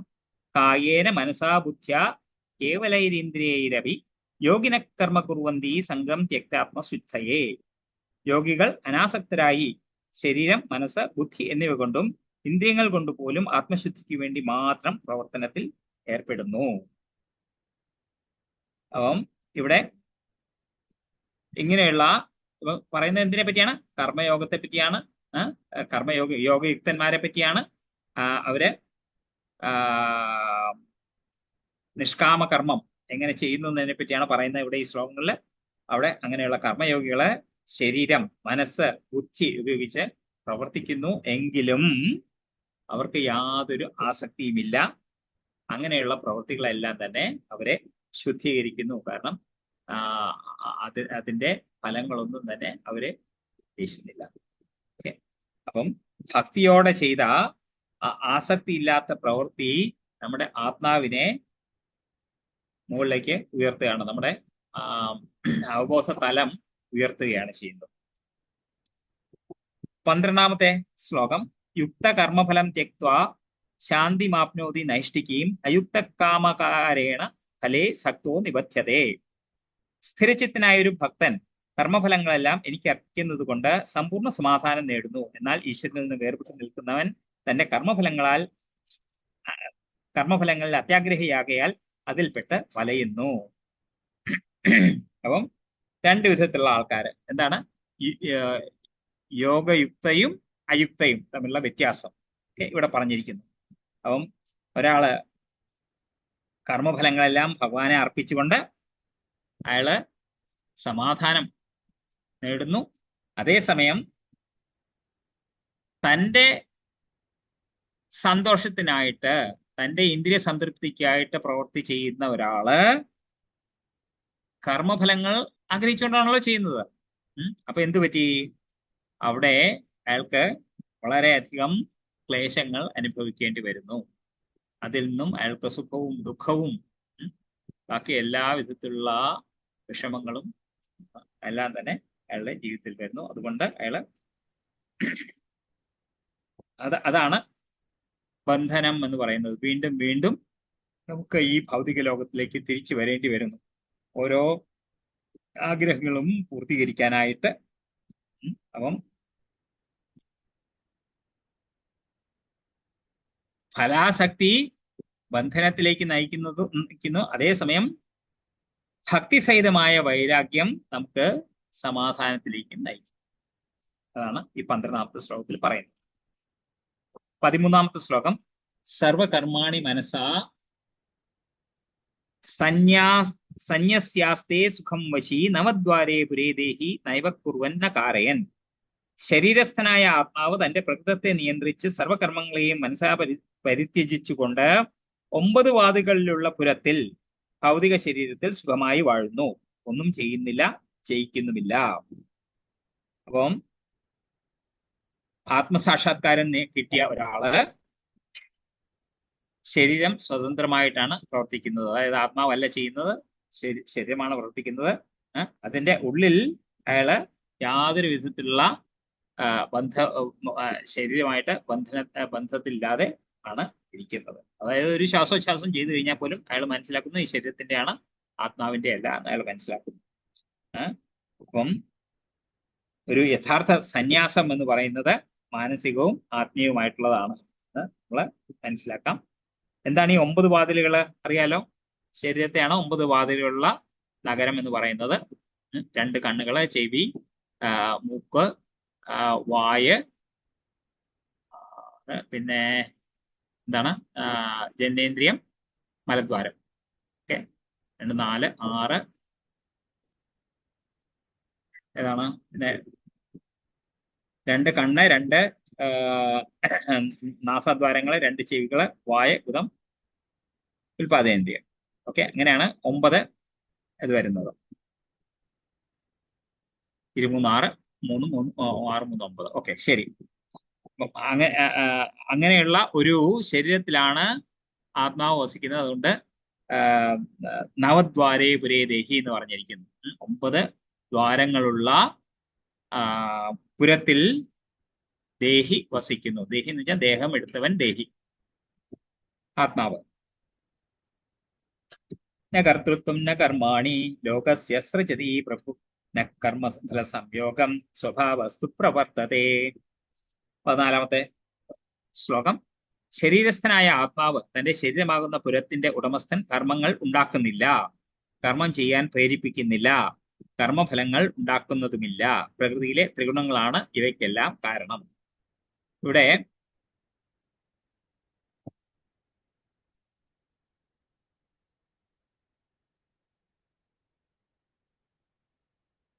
ഓക്കെ, നമ്മൾ ചെയ്യുന്ന പ്രവർത്തികളുടെ കാരണക്കാരൻ ആത്മാവല്ല എന്ന് ഭഗവാൻ പറയുന്നു. ഓക്കെ, പ്രവർത്തികൾ എങ്ങനെയാണ് സംഭവിക്കുന്നത്? അത് പ്രകൃതിയിലൂടെയാണ് നടക്കുന്നത്. അതായത് ആത്മാവ് ആഗ്രഹിക്കുന്നു, ഭഗവാൻ അനുമതി നൽകുന്നു, എന്നിട്ട് പ്രകൃതി അത് സാറ്റിസ്ഫൈ ചെയ്യും. ഓക്കെ, അപ്പം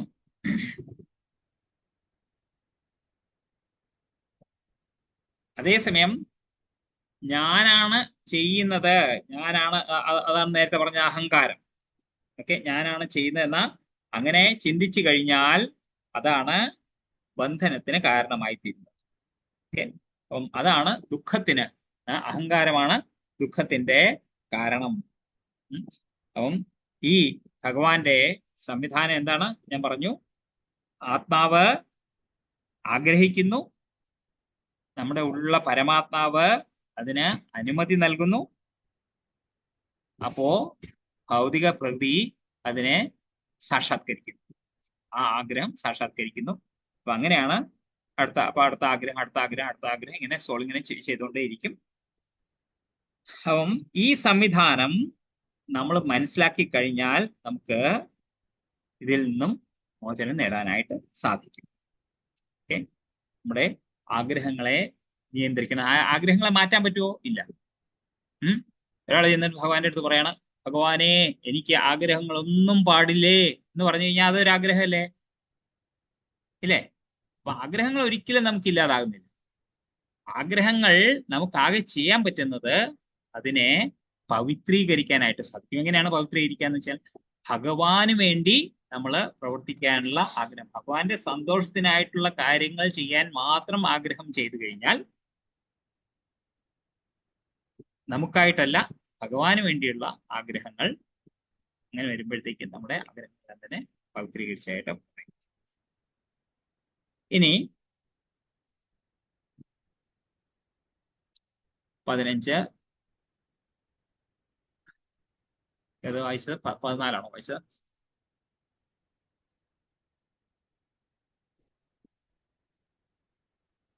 ഓക്കെ, 15ാമത്തെ ശ്ലോകം. നാദത്തേ കസ്യചിത് പാപം ന ചൈവ സുകൃതം വിഭു അജ്ഞാനേനാവൃതം ജ്ഞാനം തേന മുഹ്യന്തി ജന്തവഃ. സർവേശ്വരൻ ആരുടെയും പുണ്യപാപങ്ങളെ സ്വീകരിക്കുന്നില്ല. യഥാർത്ഥ ജ്ഞാനത്തെ മൂടിയിരിക്കുന്ന അജ്ഞാനം കാരണമാണ് ജീവജാലങ്ങൾ വ്യാമോഹിതരാകുന്നത്.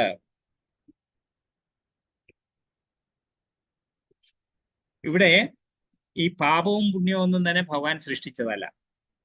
ഓക്കെ, ജീവികൾ തങ്ങളുടെ ആഗ്രഹങ്ങൾക്കനുസരിച്ചിട്ട് പ്രവർത്തിക്കുന്നു. എന്നിട്ട് അപ്പം അവർക്ക് ഹിതകരമായിട്ടുള്ളതും അഹിതകരമായിട്ടുള്ളതും കാണുന്നു. അങ്ങനെയുള്ള ദ്വന്ദ്വത്തിൽ നിന്നാണ് അവർക്ക് ഇത് പാപമാണ്, ഇതിപ്പോ പുണ്യമാണ് എന്നൊക്കെ തോന്നുന്നത്. ഇവിടെ എന്തെങ്കിലും നല്ലതുണ്ടോ? നല്ലത് ചീത്ത എന്ന് തോന്നുന്നു. പക്ഷേ ഇവിടെ നോക്കിക്കഴിഞ്ഞാൽ ചിലത് റിലേറ്റീവ്ലി നല്ലതായിരിക്കും ബാക്കിയുള്ളതിനേക്കാളും. ഒന്നും നല്ലതായിട്ട് ഒന്നും തന്നെ ഇല്ല. എന്ത് എടുത്തു കഴിഞ്ഞാലും അതിന് ദോഷങ്ങളേ ഉള്ളൂ. നമുക്ക് യഥാർത്ഥത്തിൽ നല്ലത് വേണമെന്നുണ്ടെന്നുണ്ടെങ്കിൽ ഈ ഭൗതിക ലോകം വെട്ടിയിട്ട് ആത്മീയ ലോകത്തിലെത്തണം. ഇവിടെ കാണുന്നത് വെറും നിഴൽ മാത്രമാണ്. എന്തെങ്കിലും നല്ലതെന്ന് തോന്നുകയാണെന്നുണ്ടെങ്കിൽ അത് നല്ലതിന്റെ നിഴലാണ് ഇവിടെ കാണുന്നത്, യഥാർത്ഥത്തിൽ നല്ലതല്ല. അപ്പം ഈ അറിവില്ലായ്മ നമ്മുടെ യഥാർത്ഥത്തിലുള്ള അറിവിനെ മറയ്ക്കുന്നു. അപ്പം ഇത് ശരിയായിട്ടുള്ളത് എന്താണ്, തെറ്റായിട്ടുള്ളത് എന്താണ് എന്ന് തീരുമാനിച്ച് ചെയ്യാനായിട്ട്, പ്രവർത്തിക്കാനായിട്ട് ഒരു ചെറിയ സ്വാതന്ത്ര്യം നമ്മുടെ ആത്മാവിനുണ്ട്, ഒരു നേരിയ സ്വാതന്ത്ര്യം. അപ്പൊ അതുകൊണ്ട് പ്രവൃത്തി ചെയ്യുന്നതിന്റെ ഉത്തരവാദിത്വം ആത്മാവിനാണ്. ആ ആഗ്രഹങ്ങൾ ആത്മാവിനോടെന്ന് പറഞ്ഞില്ലേ, ആ ആത്മാവിന്റെ ആഗ്രഹങ്ങൾ എന്ന് പറയുന്നത് എന്തുകൊണ്ട് അതിനെ പവിത്രീകരിക്കുന്നില്ല അഥവാ ചെയ്യുന്നു, ആ ഉത്തരവാദിത്വം ആത്മാവിനാണ്. ഓക്കെ, അപ്പം യഥാർത്ഥത്തിലുള്ള ജ്ഞാനം നമുക്ക്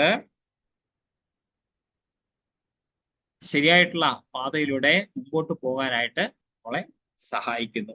മാത്രമല്ല നമ്മൾ പല കാര്യം പറയും, ഓ ദൈവം അങ്ങനെ ചെയ്തു, ഇങ്ങനെ ചെയ്തു, അതുകൊണ്ടാണ് എനിക്ക് സംഭവിക്കുന്നത്. ഇല്ല, ദൈവത്തെക്കുറിച്ചുള്ള തെറ്റിദ്ധാരണകൾ മാറ്റാനായിട്ട് ശരിയായിട്ടുള്ള ജ്ഞാനം നമ്മളെ സഹായിക്കുന്നു. 16ാമത്തെ ശ്ലോകം. ജ്ഞാനേന തു തദജ്ഞാനം യേഷാം നാശിതമാത്മനഃ തേഷാം ആദിത്യവജ്ഞാനം പ്രകാശേതി തത്പരം. അജ്ഞാനത്തെ നശിപ്പിക്കുന്ന ജ്ഞാനം കൊണ്ട് ഒരാൾ പ്രകാശിതനാകുമ്പോൾ പകൽ സമയത്ത് സൂര്യൻ എല്ലാം പ്രകാശിപ്പിക്കുന്നത് പോലെ അയാളുടെ ജ്ഞാനം എല്ലാം വെളിപ്പെടുത്തുകയും ചെയ്യുന്നു. ഓക്കെ, അപ്പം എപ്പോഴാണോ ജ്ഞാനം ഉദിക്കുന്നത് അപ്പോൾ അജ്ഞാനം നശിക്കുന്നു. സൂര്യൻ ഉദിക്കുമ്പോഴത്തേക്കും ഇരുട്ട് പോകുന്നത് പോലെ. ഓക്കെ, അതേപോലെ സത്യം പ്രകാശിച്ചിട്ട് ജ്ഞാനം കൊണ്ട് അജ്ഞാനത്തെ നമ്മൾ മാറ്റുന്നു. അപ്പം ഇത് പ്രഭുപാദ് പറയുന്നത്, കൃഷ്ണാവബോധം ഒരാൾ ഡെവലപ്പ് ചെയ്തു കഴിഞ്ഞാൽ അത് പൂർണ്ണമായിട്ടും അജ്ഞാനത്തെ മാറ്റുന്നു. എന്താണ് അജ്ഞാനം എന്ന് വെച്ചാൽ നമ്മുടെ ശരീരാവബോധമാണ് അജ്ഞാനം എന്ന് പറയുന്നത്. ആ അജ്ഞാനത്തെ മാറ്റാനായിട്ട് സാധിക്കുന്നത് എങ്ങനെയാണ്? അതിന്റെ നേരെ ഓപ്പോസിറ്റ് ആയിട്ടുള്ള കൃഷ്ണാവബോധം നമ്മൾ ഉണ്ടാകുമ്പോഴത്തേക്കും. 17ാമത്തെ ശ്ലോകം. തത് ബുദ്ധയസ്തദാത്മാനസ്തന്നിഷ്ഠാസതത്പരായണാഃ ഗച്ഛന്ത്യ പുനരാവൃത്തിം ജ്ഞാനനിർധൂത കൽമഷാഃ. ബുദ്ധിയും മനസ്സും വിശ്വാസവും ആശ്രയമെല്ലാം പരമ്പൊരുളിൽ കൃഷ്ണനിൽ ഉറപ്പിച്ചു നിർത്തുമ്പോൾ പരിപൂർണ ജ്ഞാനത്താൽ സംശയങ്ങൾ ഒഴിഞ്ഞ് മുക്തിമാർഗത്തിൽ മുന്നേറുന്നു. ഓക്കെ, അപ്പം നമുക്ക് ഈ ഭൗതിക ബന്ധനത്തിൽ നിന്നും രക്ഷപ്പെടണമെന്നുണ്ടെങ്കിൽ നമ്മൾ എന്ത് ചെയ്യണം? നമ്മുടെ മനസ്സ്, ബുദ്ധി, വിശ്വാസം എല്ലാം തന്നെ കൃഷ്ണനിൽ കേന്ദ്രീകരിക്കണം. നമ്മുടെ ജീവിതം എന്ത് ചെയ്യണം? കൃഷ്ണനെ കേന്ദ്രീകരിച്ചുള്ളതായിരിക്കണം. അപ്പൊ അങ്ങനെ വന്നു കഴിഞ്ഞാൽ ആ ജീവിതത്തിന്റെ അവസാനം നമുക്ക് പിന്നെ ഭൗതിക ദുഃഖത്തിലേക്ക് തിരിച്ചു വരേണ്ടി വരുന്നില്ല. അപ്പം അതിന്റെ അർത്ഥം എന്താണെന്ന് വെച്ച് കഴിഞ്ഞാൽ ഭഗവാനിലുള്ള ഭക്തിയാണ് പരമമായിട്ടുള്ള ലക്ഷ്യം. അതാണ് പരമസിദ്ധി ആയിട്ടുള്ളത്. ഓക്കെ, 18ാമത്തെ ശ്ലോകം. വിദ്യാവിനയ സമ്പന്നേ ബ്രാഹ്മണേ ഗവിഹസ്തിനി ശുനിജൈവ ശുപാകേജ പണ്ഡിതാഹ സമദർശിനഃ. ഓക്കെ, വളരെ പ്രസിദ്ധമായിട്ടുള്ള ശ്ലോകമാണ്. ശ്രീല പ്രഭുപാദർ ഏറ്റവും കൂടുതൽ ലെക്ചേഴ്സ് കൊടുത്തിരിക്കുന്ന ഈ കുറിച്ചാണ്. അപ്പം ഇതില് എന്താണ് അർത്ഥം? എന്താണ്? അറിവും വിനയവുമുള്ള ബ്രാഹ്മണനെയും പശുവിനെയും ആനയെയും നായയെയും നായമാംസം ഭക്ഷിക്കുന്ന ചണ്ടാലിനെയും സമദൃഷ്ടിയോടെയാണ് യഥാർത്ഥ ജ്ഞാനമുള്ളവരായ വിനയാന്വിതരായ പണ്ഡിതന്മാർ വീക്ഷിക്കുന്നത്. ആരൊക്കെയാണ്? അറിവും വിനയവുമുള്ള ബ്രാഹ്മണൻ, പശു, ആന, നായ, നായമാംസം ഭക്ഷിക്കുന്ന ചണ്ടാളൻ, ഇവരെല്ലാവരെയും സമദൃഷ്ടിയോടെയാണ്. എന്താണ് ഈ സമദൃഷ്ടി എന്ന് വെച്ച് കഴിഞ്ഞാൽ, ഈ കാണുന്ന ഈ പറഞ്ഞ ആൾക്കാരെല്ലാം തന്നെ പല രൂപത്തിലും പല ഭാവത്തിലുമുള്ള ആൾക്കാരാണെന്നുണ്ടെങ്കിൽ പോലും അവരുടെ ഉള്ളിലെല്ലാം തന്നെ ആത്മാവാണ്, ഒരേ തരത്തിലുള്ള ആത്മാവാണുള്ളത്. അതേപോലെ എല്ലാവരിലും പരമാത്മാവ് കുടികൊള്ളുന്നു എന്ന് മനസ്സിലാക്കി ആ തലത്തിൽ, ആധ്യാത്മിക തലത്തിൽ എല്ലാവരും തുല്യരാണ് എന്ന് ഒരു വിനയാന്വിതനായ യഥാർത്ഥ ജ്ഞാനമുള്ള ഒരു പണ്ഡിതൻ മനസ്സിലാക്കുന്നു. ഓക്കെ, അതായത് അയാള് ശരീരത്തെയല്ല ആത്മാവിനെയാണ് ദർശിക്കുന്നത് ഓരോ ശരീരത്തിലെയും. ഇതാണ് യഥാർത്ഥ ജ്ഞാനത്തിന്റെ ലക്ഷണം. ഇനി അവസാനത്തെ ശ്ലോകം. ഓക്കെ, ഇഹൈവത്തൈർജിത സർഗോ യേഷാം സാമ്യേ സ്ഥിതം മനഃ നിർദോഷം ഹി സമം ബ്രഹ്മ തസ്മാത് ബ്രഹ്മണിയേ സ്ഥിതാഹ. ആരുടെ മനസ്സ് സമഭാവനയിൽ ഉറച്ചു നിൽക്കുന്നുവോ അവർ ജന്മ മരണാവസ്ഥയെ ജയിച്ചു കഴിഞ്ഞു. അവർ ബ്രഹ്മത്തെ പോലെ ദോഷമറ്റവരാണ്. അതുകൊണ്ട് അവർ ബ്രഹ്മപദസ്ഥരുമാണ്. അപ്പം സമദർശനം, നേരത്തെ പറഞ്ഞ സമദർശനം, അതായത് എല്ലാവരെയും അവരുടെ ആത്മാവിന്റെ തലത്തിൽ കാണാൻ കഴിയുന്ന സമദർശികളായിട്ടുള്ള ആൾക്കാർ ഈ ജീവിതത്തിൽ തന്നെ ജന്മമരണത്തെ ജയിക്കുന്നു. അവര് ആൾറെഡി ആത്മീയ ബോധത്തിൽ എത്തിക്കഴിഞ്ഞു. അഥവാ ഈ ആത്മീയ സമത്വം ദർശിക്കാൻ കഴിയുന്നത് നമ്മളെ മോക്ഷത്തിലേക്ക് നയിക്കുന്നു എന്ന് ഭഗവാൻ ഇവിടെ പറയുന്നു. ഓക്കെ, അപ്പം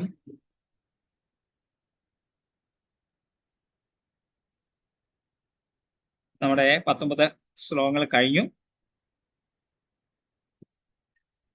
അപ്പം ഇവിടെ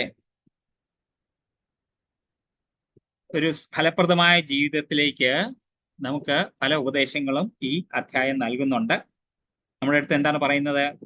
ആത്മീയതയിലേക്ക് വരാനായിട്ട് ജീവിതത്തിൽ നിന്ന് ഒഴിഞ്ഞു മാറേണ്ടതില്ല. നമ്മുടെ അവബോധം മാറ്റിയാൽ മതി. ഉത്തരവാദിത്തോടെ പ്രവർത്തിക്കണം, സ്വാർത്ഥ ആസക്തി വിട്ടുകളയണം, എല്ലാ പ്രവർത്തനങ്ങളും സത്യസന്ധമായി ഭഗവാന് സമർപ്പിക്കണം. ഇതാണ് ഭഗവാൻ നമ്മളെ പഠിപ്പിക്കുന്നത്. ഓക്കെ, ഇതെന്ത് നമുക്ക് എന്ത് തരും? ശാന്തി, വ്യക്തത, സമത്വം, ആന്തരിക സ്വാതന്ത്ര്യം. ഇതെല്ലാം തന്നെ നമ്മുടെ സാധാരണ ദൈനംദിന ജീവിതത്തിൽ തന്നെ കിട്ടും. അടുത്ത ജന്മത്തിലല്ല, ഈ ജന്മത്തിൽ നമുക്ക്.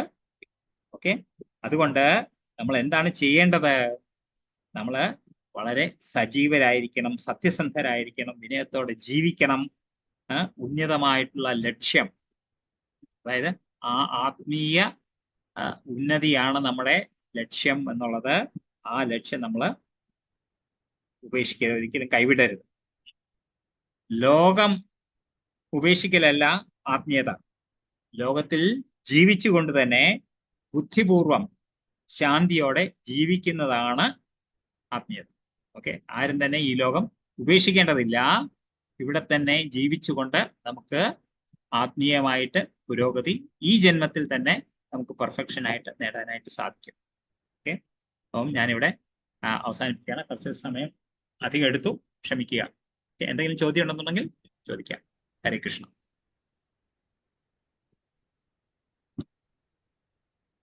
ഹരേ കൃഷ്ണ.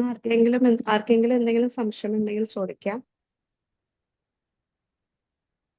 പ്രഭു, എനിക്കൊരു ഡൗട്ട് എന്നല്ല, അതായത് ഇപ്പം പ്രഭുയുടെ ക്ലാസ്സിൽ ഇപ്പൊ ഇങ്ങനെ പറയണ്ടായിരുന്നു, പലരും ഇങ്ങനെ പറയണ കേൾക്കുന്നുണ്ട്. അതായത് നമ്മളെ എന്ത് കാര്യങ്ങളും ചെയ്യുന്നുവോ അതില് നമ്മള് സ്വയം അല്ലെങ്കിൽ സ്വാർത്ഥത ഒന്നും ഉദ്ദേശിക്കാണ്ട് നമ്മൾ അതിന്റെ ഫലം നമ്മള് ഭഗവാൻ കൃഷ്ണന് സമർപ്പിക്കുക എന്നുള്ളത്. അതൊരു സാധാരണക്കാർക്ക് അത് എങ്ങനെയാണ് അത് മനസ്സിലാക്കാൻ സാധിക്കുക? ഫോർ എക്സാമ്പിൾ, നമ്മളിപ്പോ ഇപ്പൊ ജോലി എടുക്കുന്നുണ്ട്, ചിലർ ഡോക്ടർ ആയിരിക്കാം, അല്ലെങ്കിൽ ചിലർ എഞ്ചിനീയേഴ്സ് ആയിരിക്കാം. അപ്പൊ അത് എങ്ങനെയാണ് നമ്മളത് അതിനെ മനസ്സിലാക്കേണ്ടത്? നമ്മൾ അതിൽ നിന്നൊന്നും ആഗ്രഹിക്കാണ്ട് ഭഗവാനിൽ സമർപ്പിക്കുക എന്നുള്ളത്. നല്ല ചോദ്യമാണ് മാതാജി. ഇത് 12ാം അധ്യായത്തിൽ എത്തുമ്പോഴത്തേക്കും നമുക്ക് ഇതെങ്ങനെ പ്രാക്ടിക്കലായിട്ട് ചെയ്യാം എന്ന് ഭഗവാൻ പറഞ്ഞു തരുന്നുണ്ട്. ഓക്കെ, ആദ്യം ഒരു തലത്തിൽ ഭഗവാൻ പറയുന്നു, നിങ്ങൾ ഇങ്ങനെ ചെയ്യണം. നിങ്ങൾക്ക് അത് ചെയ്യാൻ പറ്റിയില്ലെന്നുണ്ടെങ്കിൽ അടുത്ത ഓപ്ഷൻ ഉണ്ട്, അത് പറ്റിയില്ലെങ്കിൽ അടുത്ത ഓപ്ഷൻ. ഇങ്ങനെ ഭഗവാൻ പറയുന്നുണ്ട്.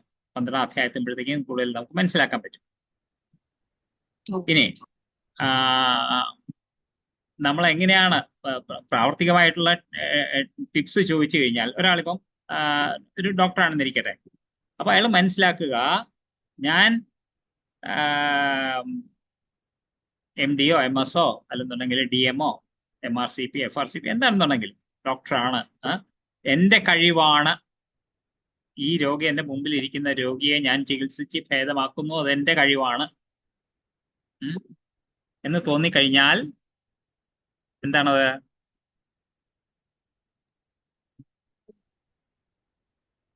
അന്ന് മുതൽ ആ രോഗിയെ ചികിത്സിച്ച് ഭേദമാക്കുന്നവരെ അദ്ദേഹത്തിന്റെ അതാണ് അഹങ്കാരമാണ് അവിടെ വർക്ക് ചെയ്യാൻ പോകുന്നത്.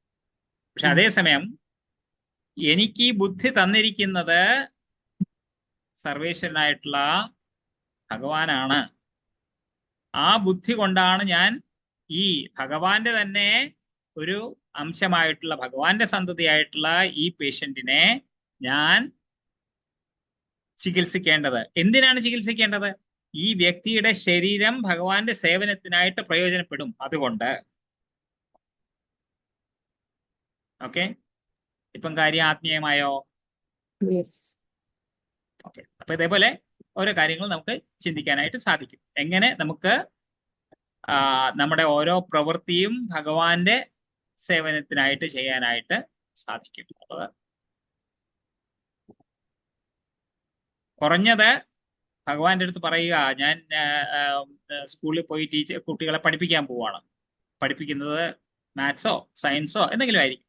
പക്ഷെ ഭഗവാനെ ഈ അവർക്ക് കിട്ടുന്ന അറിവ് അങ്ങയുടെ അറിവ് നേടുന്നതിനായിട്ട് അവർക്ക് പ്രയോജനപ്പെടണമേ, നമുക്ക് ഭഗവാന്റെ അടുത്ത് പ്രാർത്ഥിക്കാം.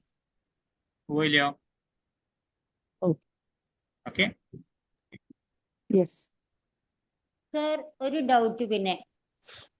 ഓക്കെ, പരമാത്മാവ് ജീവാത്മായി മാറുന്നില്ല, ജീവാത്മാവ് പരമാത്മാവായും മാറുന്നില്ല എന്നൊരു വാചകം പറഞ്ഞല്ലോ. അത് എന്താന്ന് ക്ലിയർ ആയില്ല. അല്ല, ചില ആൾക്കാർ പറയും നമ്മള് ഭഗവാനാണ്, നമ്മള് ഭഗവാനാണ്, പക്ഷെ ഇപ്പം നമ്മള് നമുക്ക് അതും ഇപ്പൊ അല്പം മായയിലായതുകൊണ്ട് നമ്മളെ ഇതല്ല. പക്ഷെ മായയിൽ നിന്ന് ഒരു ദിവസം മുക്തരായി നമ്മള് ഭഗവത് പദത്തിലെത്തും, ഭഗവാനായി തീരും എന്ന് പറയുന്ന ആൾക്കാരുണ്ട്. അത് വായിച്ചിട്ടുണ്ടോ? ഞാൻ വായിച്ചിട്ടുണ്ട്, അതുകൊണ്ട് പറയാണ്. ഇത് പലയിടത്തും പ്രഭുപാദ് പറയുന്നുണ്ട്. അത് പ്രത്യക്ഷത്തിൽ അനുഭവം എനിക്ക് കിട്ടി, അതുകൊണ്ടാണ് ഞാൻ ഇതെടുത്ത് പറയാൻ കാര്യം. ഒരു ആത്മാവ് എന്തെങ്കിലും യോഗ പ്രാക്ടീസ് ചെയ്ത് കഴിഞ്ഞിട്ട് യോഗസിദ്ധി, എത്രയോ ആൾക്കാർക്ക് യോഗസിദ്ധി ഉണ്ടായിട്ടില്ലേ? അപ്പൊ അവരൊക്കെ നമ്മൾ ഭഗവാൻ എന്ന് വിളിക്കുന്നുണ്ട് സമൂഹത്തില്, പോയില്ലയോ? അപ്പം ആ സിദ്ധി എന്ന് പറയുന്നത് വലിയ കാര്യമൊന്നുമല്ല. ഓക്കെ, അത് അഷ്ടാംഗ യോഗത്തിൽ പ്രാക്ടീസ് ചെയ്ത് കഴിഞ്ഞാൽ കിട്ടുന്ന സിദ്ധികൾ പലതാണ്. 8 സിദ്ധികളുണ്ട്.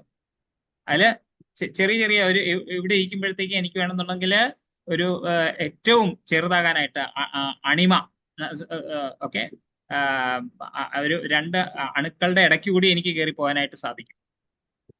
അല്ലെന്നുണ്ടെങ്കിൽ വളരെ ഹെവി ആയിട്ട് ഒരു 10,000-കണക്കിന് ആൾക്കാർ വന്നു കഴിഞ്ഞാൽ പോലും എന്നെ അനക്കാൻ പറ്റാത്ത മാത്രം ഹെവി ആയിട്ട്. അല്ലെന്നുണ്ടെങ്കിൽ ഞാൻ വളരെ ലൈറ്റ് ആയിട്ട് എനിക്ക് ആകാശത്തിലൂടെ പറന്ന് നടക്കാനായിട്ട് സാധിക്കും. അത് ആ സിദ്ധി ഉള്ള ആളായിരുന്നു ഹനുമാൻ. അതുകൊണ്ടാണ് ഹനുമാന് ഇത് പലയിടത്തും പറന്നു പോകാനായിട്ട് സാധിച്ചിരുന്നത്. ഓക്കെ, ഫ്ലോട്ട് ചെയ്യാൻ പറ്റും, ആകാശത്തിൽ ഫ്ലോട്ട് ചെയ്യാൻ പറ്റും. പിന്നെ നമുക്ക് വേണമെന്നുണ്ടെങ്കിൽ പുതുതായിട്ടുള്ള ഗ്രഹങ്ങളെ സൃഷ്ടിക്കാം. അല്ലെന്നുണ്ടെങ്കിൽ ഏതെങ്കിലും ഒരു ഗ്രഹം നമുക്ക് ഇവിടെ ഇരുന്നിട്ട്, ഞാൻ ഇരിക്കുന്ന ഇടത്ത് തന്നെ ഇരുന്നിട്ട് ഒരു ഇപ്പം ജൂപ്പിറ്ററോ യുറാനസോ ഒക്കെ ടപ്പ് എന്ന് പറഞ്ഞ് പൊട്ടിച്ച് കളയാനായിട്ട് സാധിക്കും. ഇതൊക്കെ വലിയ അഷ്ടാംഗ യോഗ സിദ്ധി കിട്ടിയിട്ടുള്ള ആൾക്കാർക്ക് വളരെ ബുദ്ധിമുട്ടുള്ള കാര്യമല്ല. ഓക്കെ, സൃഷ്ടിയുടെ നിയമത്തിന് എഗൻസ്റ്റ് ആയിട്ട് പോലും അവർക്ക് പല കാര്യങ്ങളും ചെയ്യാനായിട്ട് സാധിക്കും എന്നാണ് പറയുന്നത്. ഓക്കെ, സൃഷ്ടിയുടെ നിയമങ്ങൾക്ക് എതിരായിട്ട്. അപ്പം ഇപ്പം ഭൂമി പടിഞ്ഞാറുനിന്ന് കിഴക്കോട്ടാണ് തിരിയുന്നതെങ്കിൽ അവർക്ക് പറയാൻ പറ്റും, ഓക്കെ, ഇന്ന് മുതൽ നേരെ തിരിഞ്ഞ് കറങ്ങിക്കോളൂ എന്ന് പറഞ്ഞു കഴിഞ്ഞാൽ ഭൂമിക്ക് അത് ചെയ്യേണ്ടി വരും. അത്രമാത്രം അതൊക്കെയാണ് യോഗസിദ്ധികൾ എന്ന് പറയുന്നത്. അപ്പൊ അതൊന്നും തന്നെ ഒരാൾക്ക് ഭഗവാനാകേണ്ട കാര്യമില്ല. വെറും യോഗ പ്രാക്ടീസിലൂടെ, പെർഫെക്ഷനിലൂടെ അത് കിട്ടുന്ന കാര്യമാണ്. അതാണ് നമ്മൾ കയറി ഇയാൾ ഭഗവാനാണെന്ന് പറയുന്നത്. അത് തെറ്റാണ്. ഓക്കെ, പിന്നെ ഇതേപോലെ വേറെ എന്തെങ്കിലും ഒരു സിറ്റുവേഷനിൽ അയാളെ യഥാർത്ഥത്തിൽ ഭഗവാനായി തീർന്നു. അതായത് ഭഗവാൻ എന്ന് പറയുന്നത് 6 ഐശ്വര്യങ്ങൾ സമ്പൂർണമായിട്ടുള്ള ആളാണ് ഭഗവാൻ. ആ ഭഗവാനായി തീരും എന്ന് ചിന്തിച്ചു കഴിഞ്ഞാൽ അത് ശുദ്ധ അബദ്ധമാണ്. ഒരു ജീവാത്മാവിന് ഒരിക്കലും ഭഗവത് പദവി കിട്ടില്ല. അതേപോലെ ഭഗവാൻ ഒരിക്കലും ജീവാത്മാവായിട്ട് ഭഗവാൻ രാമനായിട്ട് വന്നു, മനുഷ്യാവതാരമാണ്. അതുകൊണ്ട് മനുഷ്യന്റെ ആത്മാവാണോ ജീവാത്മാവാണോ? അല്ല. രാമന്റെ രൂപത്തിൽ ആ സ്വയം ഭഗവാൻ തന്നെയാണ് വന്നത്. അത് ജീവാത്മാവായിരുന്നില്ല. വന്നിട്ട് ഒരു ജീവനെ പോലെ തന്നെ പ്രവർത്തിച്ച് കാണിച്ചു.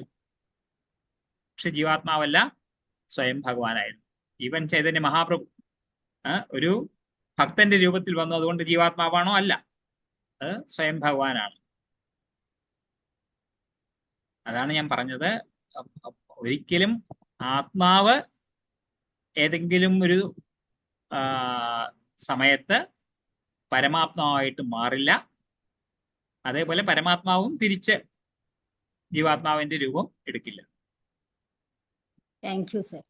Thank you very much.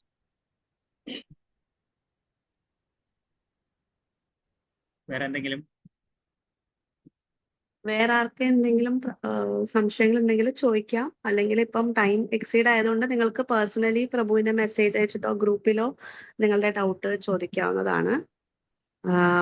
നമുക്ക് നരസിംഹ പ്രയാസ് കൊണ്ട് വേറെ നിർത്താം. നമസ്തേ. എന്തെങ്കിലും പറയാനുണ്ടോ പ്രഭു? ജസ്റ്റ് ഒരു കാര്യം, ഞാൻ ക്വിസിന്റെ ക്വസ്റ്റ്യൻസ് ഇടാറുണ്ടായിരുന്നു. പക്ഷേ കഴിഞ്ഞ ക്ലാസ്സിന്റെ എനിക്ക് ഇടാനായിട്ട് സാധിച്ചില്ല. കാര്യം ഒരാഴ്ചയായിട്ട് ഭയങ്കര തിരക്കിലാണ്. അതിനിടയ്ക്ക് ഈ ക്ലാസ്സും വന്നു. ഇന്ന് എന്റെ ക്ലാസ് ആയിരുന്നില്ല. ഈവൻ നാമത്തിന്റെ പോലും 1 മിനിറ്റ് മുമ്പാണ് എന്നെ എത്തിക്കുന്നത്. അതുകൊണ്ട് അല്പം തിരക്കിലാണ്. അതുകൊണ്ടാണ് ചെയ്യാൻ സാധിക്കാത്ത. ആരുടെങ്കിലും ആൻസേഴ്സ് ഞാൻ ഒന്നും കമന്റ് പറഞ്ഞിട്ടില്ലെങ്കിൽ ക്ഷമിക്കുക. തീർച്ചയായിട്ടും എനിക്ക് ഓരോന്നും അറിയാം എന്തൊക്കെയാണെന്നുള്ളത്. എല്ലാം തന്നെ ഞാൻ റിപ്ലൈ ചെയ്യുന്നതായിരിക്കും. അതേപോലെ ഈ കഴിഞ്ഞ ക്ലാസ്സിലെ ക്വിസും ഞാൻ താമസിച്ചാണെന്നുണ്ടെങ്കിലും തീർച്ചയായിട്ടും അയക്കാനായിട്ട് ശ്രമിക്കുന്നതാണ്. ക്ഷമിക്കുക. ഹരേ Krishna. Okay. Thank you, Prabhu. We will wind up with the Narasimha prayers. Namaste Narasimhaya Prahladatadayine Hiranyakashi Purvakshaha Shilatankanakalaye Ito Narsimha Parato Narsimha Yato Yato Yami Tato Narsimha Bahe Narsimha Hridaye Narsimha Narasimha Madim Sharanam Prapati Tava Karakamalavare Nakham Adbhuta Shringam Dalita Hiranyakashipur Tanubringam Keshavadreta Narahari Rupa Jai Jagadisha Hare Jai Jagadisha Hare Jai Jagadisha Hare Jaya Narasimhadev Jaya Narasimhadev Narasimhadev Jaya Narasimhadev Prahlad Maharaj Jaya Prahlad Maharaj Prahlad Maharaj Jaya Prahlad Maharaj. Okay, അപ്പം ഇന്ന് നമുക്ക് class എടുത്ത ഗീതാ മഹാത്മ്യം പറഞ്ഞ ശ്രീകാന്ത ദേവി മാതാജിക്കും ഹരിനാമവും അതോടൊപ്പം തന്നെ Bhagavad Gita class എടുത്ത ദീനാനാഥ് പ്രഭുവിനെയും ഇസ്കോൺ കൊച്ചിയുടെ വക നന്ദി അറിയിച്ചുകൊള്ളുന്നു. എല്ലാവരും ജോയിൻ ചെയ്തവർക്കും നന്ദി. We will wind up. We will meet Friday